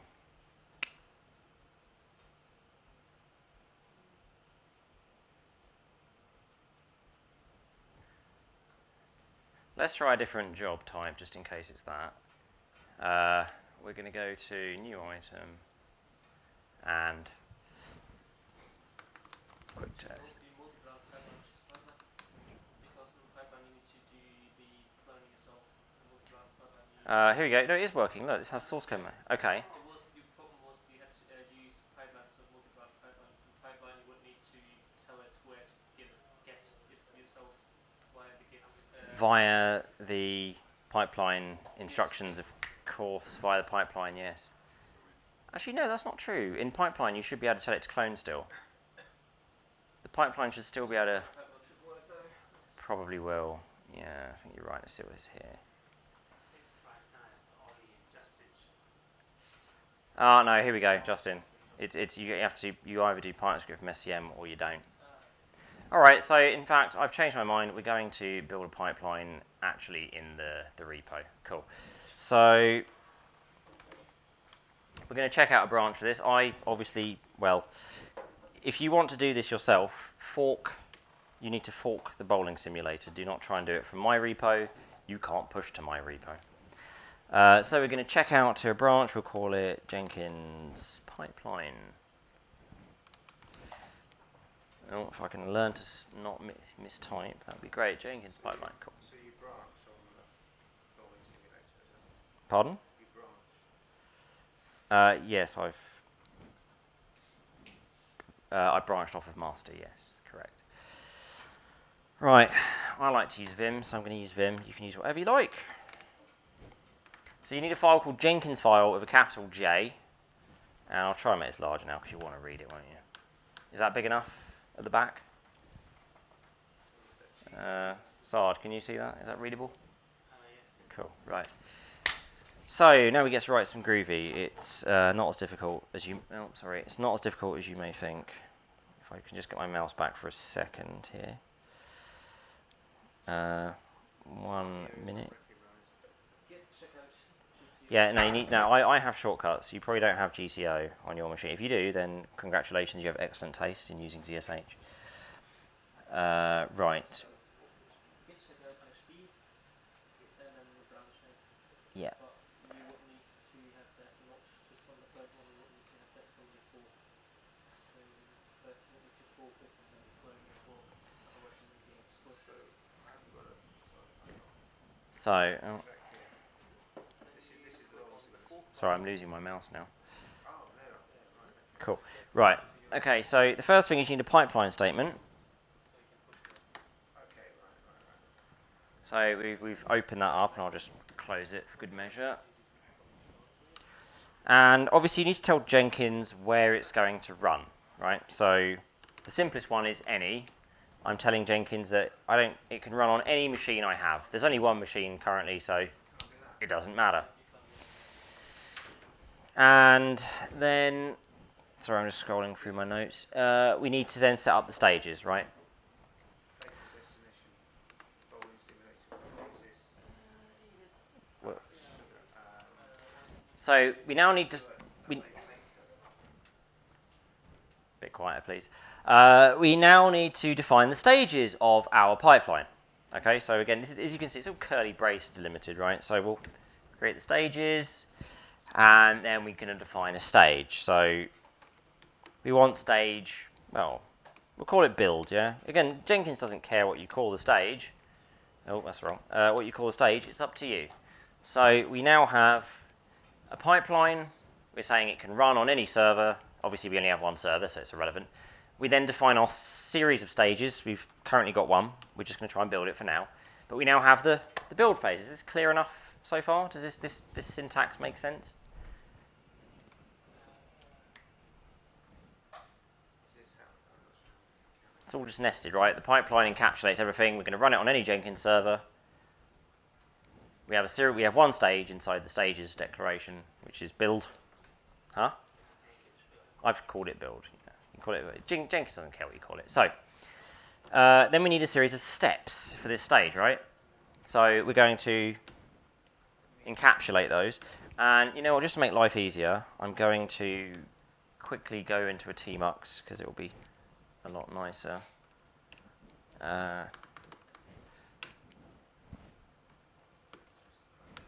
Nice. Right, okay, so I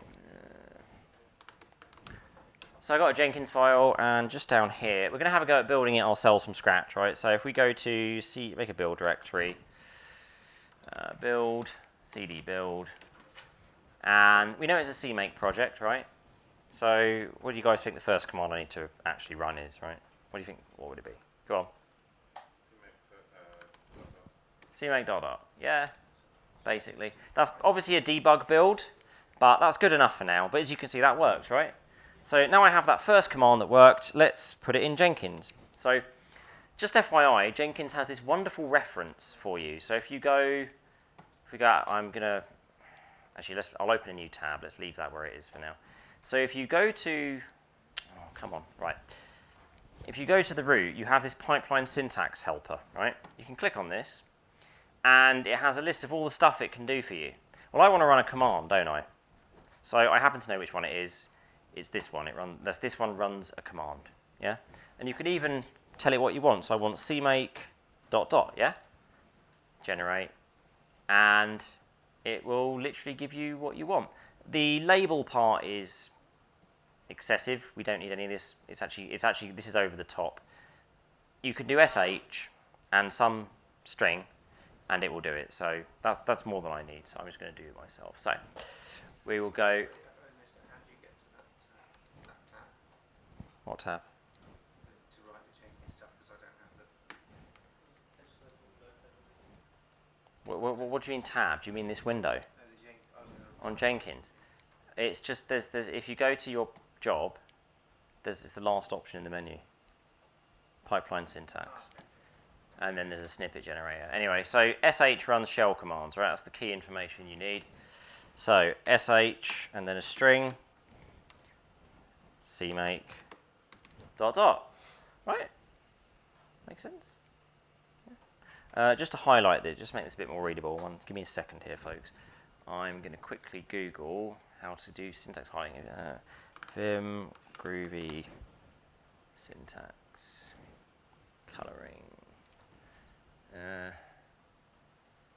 Set F Groovy. Let's give that a shot. You want set syntax on and then set syntax equals groovy. Crack. So it's syntax on and then set syntax equals. I'm pretty sure it's already turned on from my settings. Yay. Right. So obviously we've got our first shell command, which is just going to call cmake, right? So that's the build phase of our pipeline. And then we want to actually build it. So probably Michael again, but who wants to tell me after you've run cmake ... what do you need to do to, actually compile it? Again? If you want, that's an option. Yeah. Perfectly good. Except you're missing one part. No, it's that. Oh no, it's not. Oh, it's the directory. Sorry, it's current directory. Right? It's just build dot. And we're off. So now we have our second command, right? So we've got one command that will build it. So we can do sh cmake -- build. Actually, we made a slight error here, which I'm going to clean up, which is that we're building in the same directory as the source code. So these commands, right, will execute from wherever, from the root of your source tree, right, from the root of your Git repo.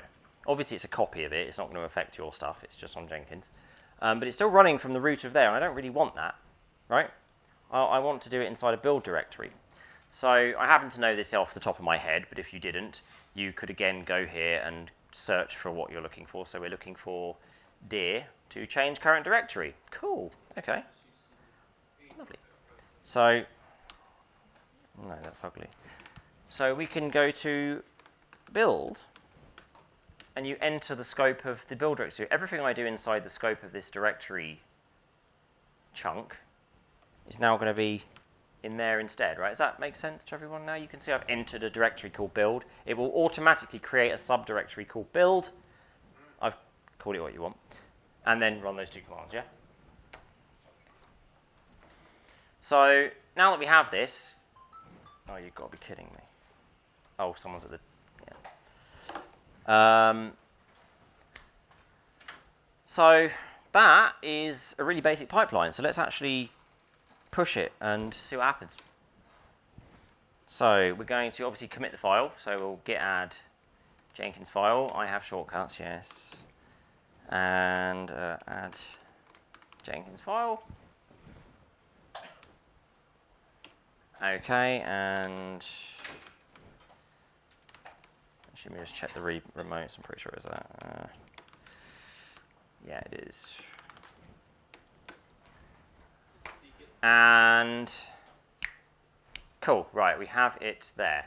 So now I can configure my stuff for it. So if we just go back to the bowling simulator, and if you're really lazy, you can just literally use the same branch as me, but that kind of defeats the object. So we have our Jenkins pipeline branch, and there is the Jenkins file. All lovely, right? Very cool. So now we can do this. We can set the SCM to Git, and we need to give it the repository URL. So I'm going to go back to GitHub and just grab that from here. So we can just copy that, can't we? And then we can paste it into the URL. And we don't need any credentials, obviously. This is public. If you had your own stuff, you might. And of course, we know that the branch name was obviously Jenkins Pipeline. So we're going to pick that up. You can obviously add more branches, but we've only got one. So at this point, you know, we should be good to go. Sorry? Or you could do a multi-branch pipeline, but I'm not going to get that complex for the benefit of these guys. So you can also have some really fancy behaviors like do merges and all kinds of crazy stuff, but we don't need any of that, right? This is basically what we want. So we can save that, and now we can have a crack at building it. Let's see what happens. See if the server's set up correctly and I haven't messed it up. Also, the Party Parrot is a plugin. By default, Jenkins doesn't look as silly as this, but Justin has great taste in plugins. I should have mentioned that Jenkins has, you know, useful plugins and also just completely ridiculous ones that, you know, for example, change the green and red lights to a dancing parrot. And as you can see, we're looking pretty good here, right? Look at this. So it has done the checkout. This is the build log, by the way, right? It's done the checkout. It's called CMake for us. It's gone into the build directory, by the way. And now it's actually compiling our code for us. So we've actually got step 1 basically done. It's wonderful. And also, just to show you, this is the... You didn't install Blue Ocean. Install Blue Ocean. And as you can see, we've now got one step defined, which is called build. I was going to show you Blue Ocean, which is the next generation of the Jenkins UI, but he didn't install it. So while he installs it, I will crack on. So is everyone fairly clear what's going on? So this is an automatic step, right? This is Jenkins generated this step. It obviously needs to check it out before it can do anything. But then obviously this is our build step, and it says build because I wrote the word build, right? If I wrote the word CPP London Uni, it would say that instead. So it's just what I'm defining as my build step, yeah? So is everyone clear of it so far? Anyone still working on their jobs? Who's actually managed to do it so far? Oh, we've got a few. Michael's had a crack. Oh, you didn't get anything though. Did you add the Git repo? Your Git repo? You mean in the browser or from the browser. So I'll just run through it again. This is, obviously nothing's going to work without this step, right? So you need to go configure your build. This is the most important step you must do. You go to the bottom. The definition of the pipeline should be pipeline script from SCM. The SCM is obviously Git because we're using GitHub. The repository URL is, you know, whatever the clone URL is. So if I just go to GitHub for a sec, you click the green, you know, big green button here, and then copy that to your clipboard. You go back to Jenkins, and you paste it into the repository URL, yeah? So it can then clone it. Make sure if you're logged into GitHub, do make sure it's set to HTTPS and not SSH, because our Jenkins server obviously does not have your credentials. Sorry, question? You don't have what? Is that what it's Sorry, let me see what you got. clone or file download? Yeah, that's it. Copy that. Copy that. Right. Yeah, change the definition, like I said, to SCM, Oh, okay. and set it to Git. Set the SCM to Git. Just work your way down. Do one at a time. Okay. Yeah. Cool. Now you can set the URL. You might want to make the window bigger. It's a bit squashed, but and that's it. You're good. Change the branch to whatever branch you're working on. Are you cloning from me or is it your own? Yeah, no, I cloned from you. No. Yeah, but did you do the Jenkins file? Don't think I did, no. You didn't. Well, it's not going to do anything then. But you can. But what branch are you going to work on? You going to work on master? No, I'll work on my fork. Yeah, that is your fork. But I mean, what branch Yeah, on your yeah, fork? master. Then you can leave everything else alone. So by default, it uses master. So you are basically all good. I changed it because obviously I'm using Jenkins. I'm using a different branch because I chose to. Right? You don't have to do that. Should you uncheck the GitHub project that you checked in the beginning? That does nothing. All it is it just makes this link show up. It's just a glorified link display. So I need to set up a Jenkins file and go back. You need to write a Jenkins file. That's the bit I took you through. Yeah. Yeah. So you got Blue Ocean. Oh, beautiful. So if you look at Blue Ocean, this is lovely. Love this thing. We can go to the build, and you can see now we've got one step, right? And we can see what happened, right? It checked it out. It called cmake ... and then that did that bit. And then obviously we told it to do -- build, and then it did that bit. Brilliant. Cool. So let's go back. And what failed? Just if you want to help him, go for it. So now we can edit our Jenkins file again. And we're going to have a new step. So a new stage, sorry, not step, new stage. So we've got the stage build. So now I want the stage test, right? So we'll call it unit tests, except not in the inverse of camel case. Right.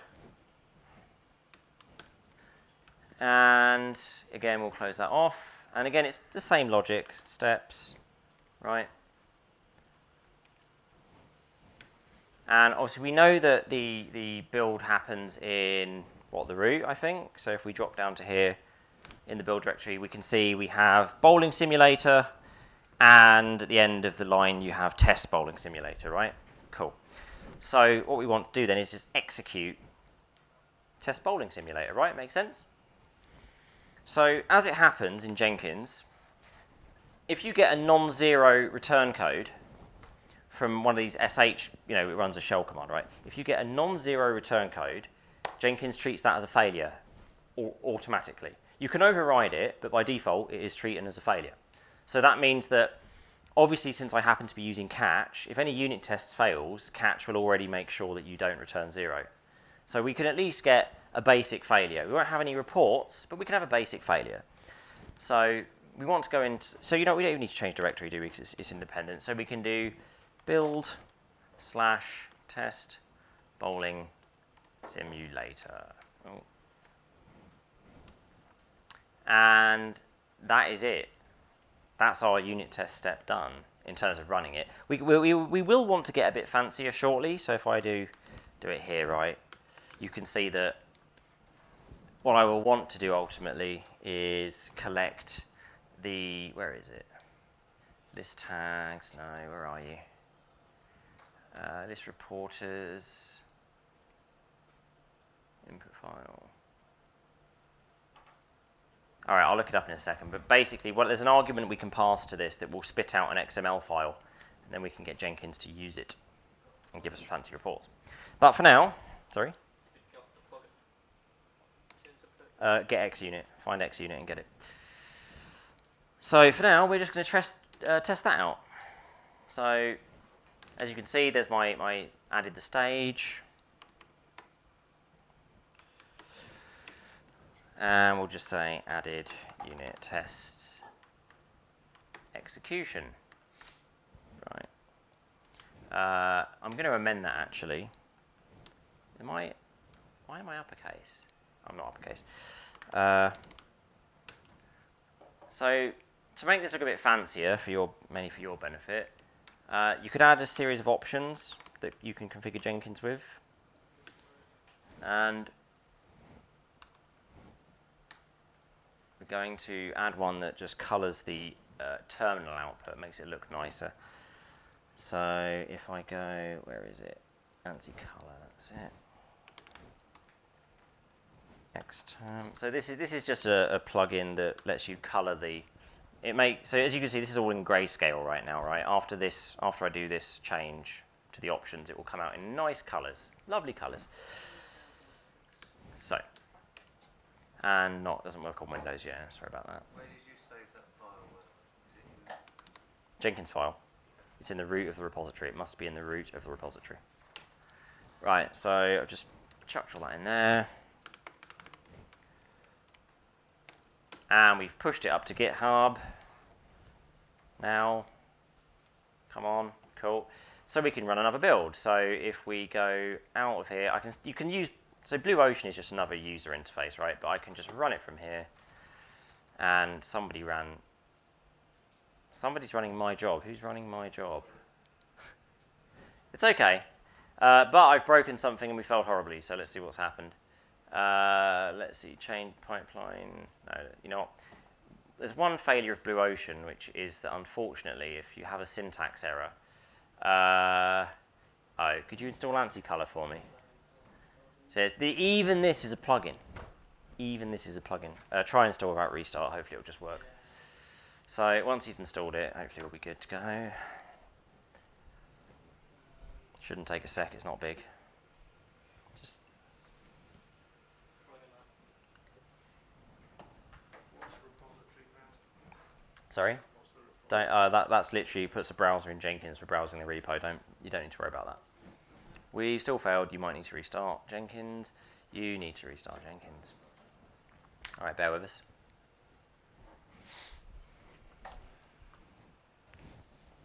That's why you employ DevOps guys. Sorry.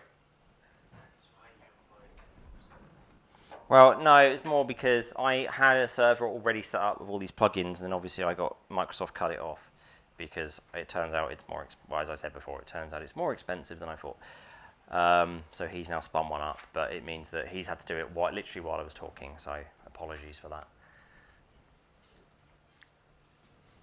It's up and running. If you could log in, please. You are trying to access requires this request instead of using a post. What's wrong? Just threw me out of Jenkins. Oh, because you restarted it. Yeah, no. We just restarted the server. You'll have to redo what you're doing. You'll have to redo what you're doing from scratch. He's doing stuff. Just go to the URL we gave you earlier and do it again. Right, build now. Please don't let me down. Ooh. Cool, yeah, that's looking better. Right, if we go to Blue Ocean, we'll now see that it's going to just do the same thing all over again, right? But following the new pipeline steps we have. So we have our build phase and we have our unit test phase. Look at that. Quick as lightning. So it checks it out. It's configured it.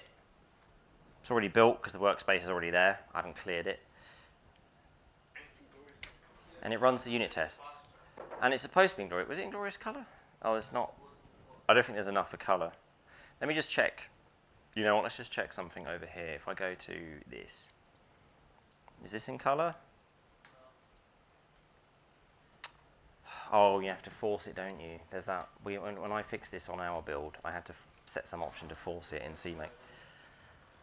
Whatever. Anyway, that's not important to what we're doing. So, as you can see, we've now got a pipeline with a build phase and a unit test phase, right? Lovely. Cool. So, Only run one test at one build at a time.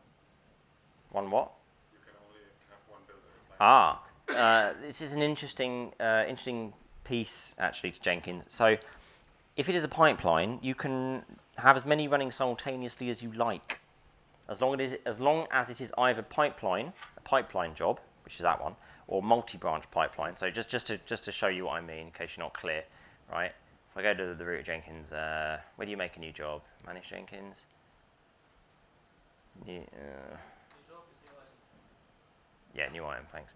So when you create a new job, only administrators can create new jobs. Usually, obviously here we've unlocked everything. This one does not do it. This is the oldest. This has been around forever, and you can't run multiples of this one. This one's one at a time. But pipeline will let you do as many as you like. You can limit it, obviously, if you don't want to do many. You can limit it to one or two or whatever. And multi-branch pipeline as well. Those two jobs will just let you do as many as you like in parallel, if you wish. It's up to you. How would you organize a development team? Would you first commit all your daily work and then push it into the pipeline? So when you no, Jenkins will just pick it up and build it and run all the stuff. When it runs those in parallel, they each run in a separate directory. They don't all run together in the same directory. They all run. So I would recommend a multi-branch pipeline, in fact, for that use case. So each branch is now its own unique job.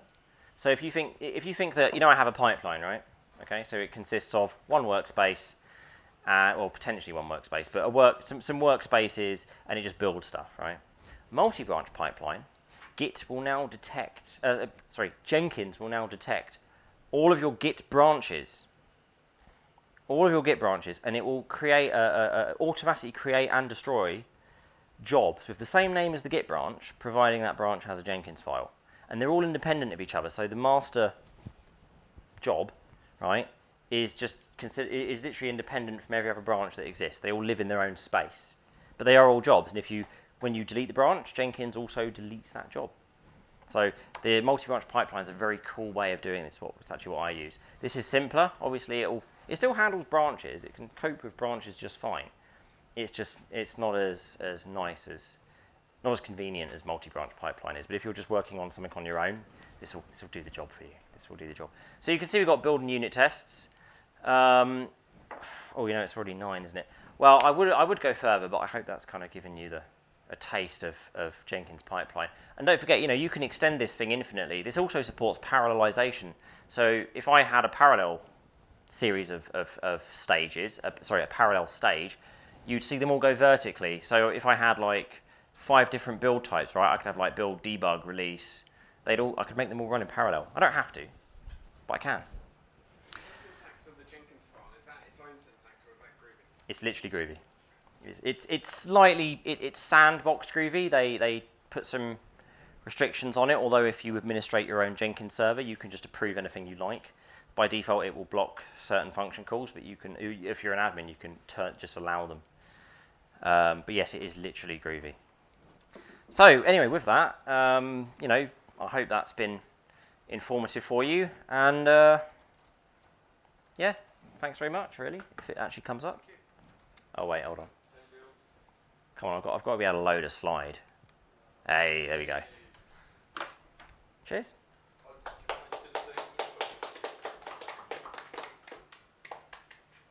Did I mention what?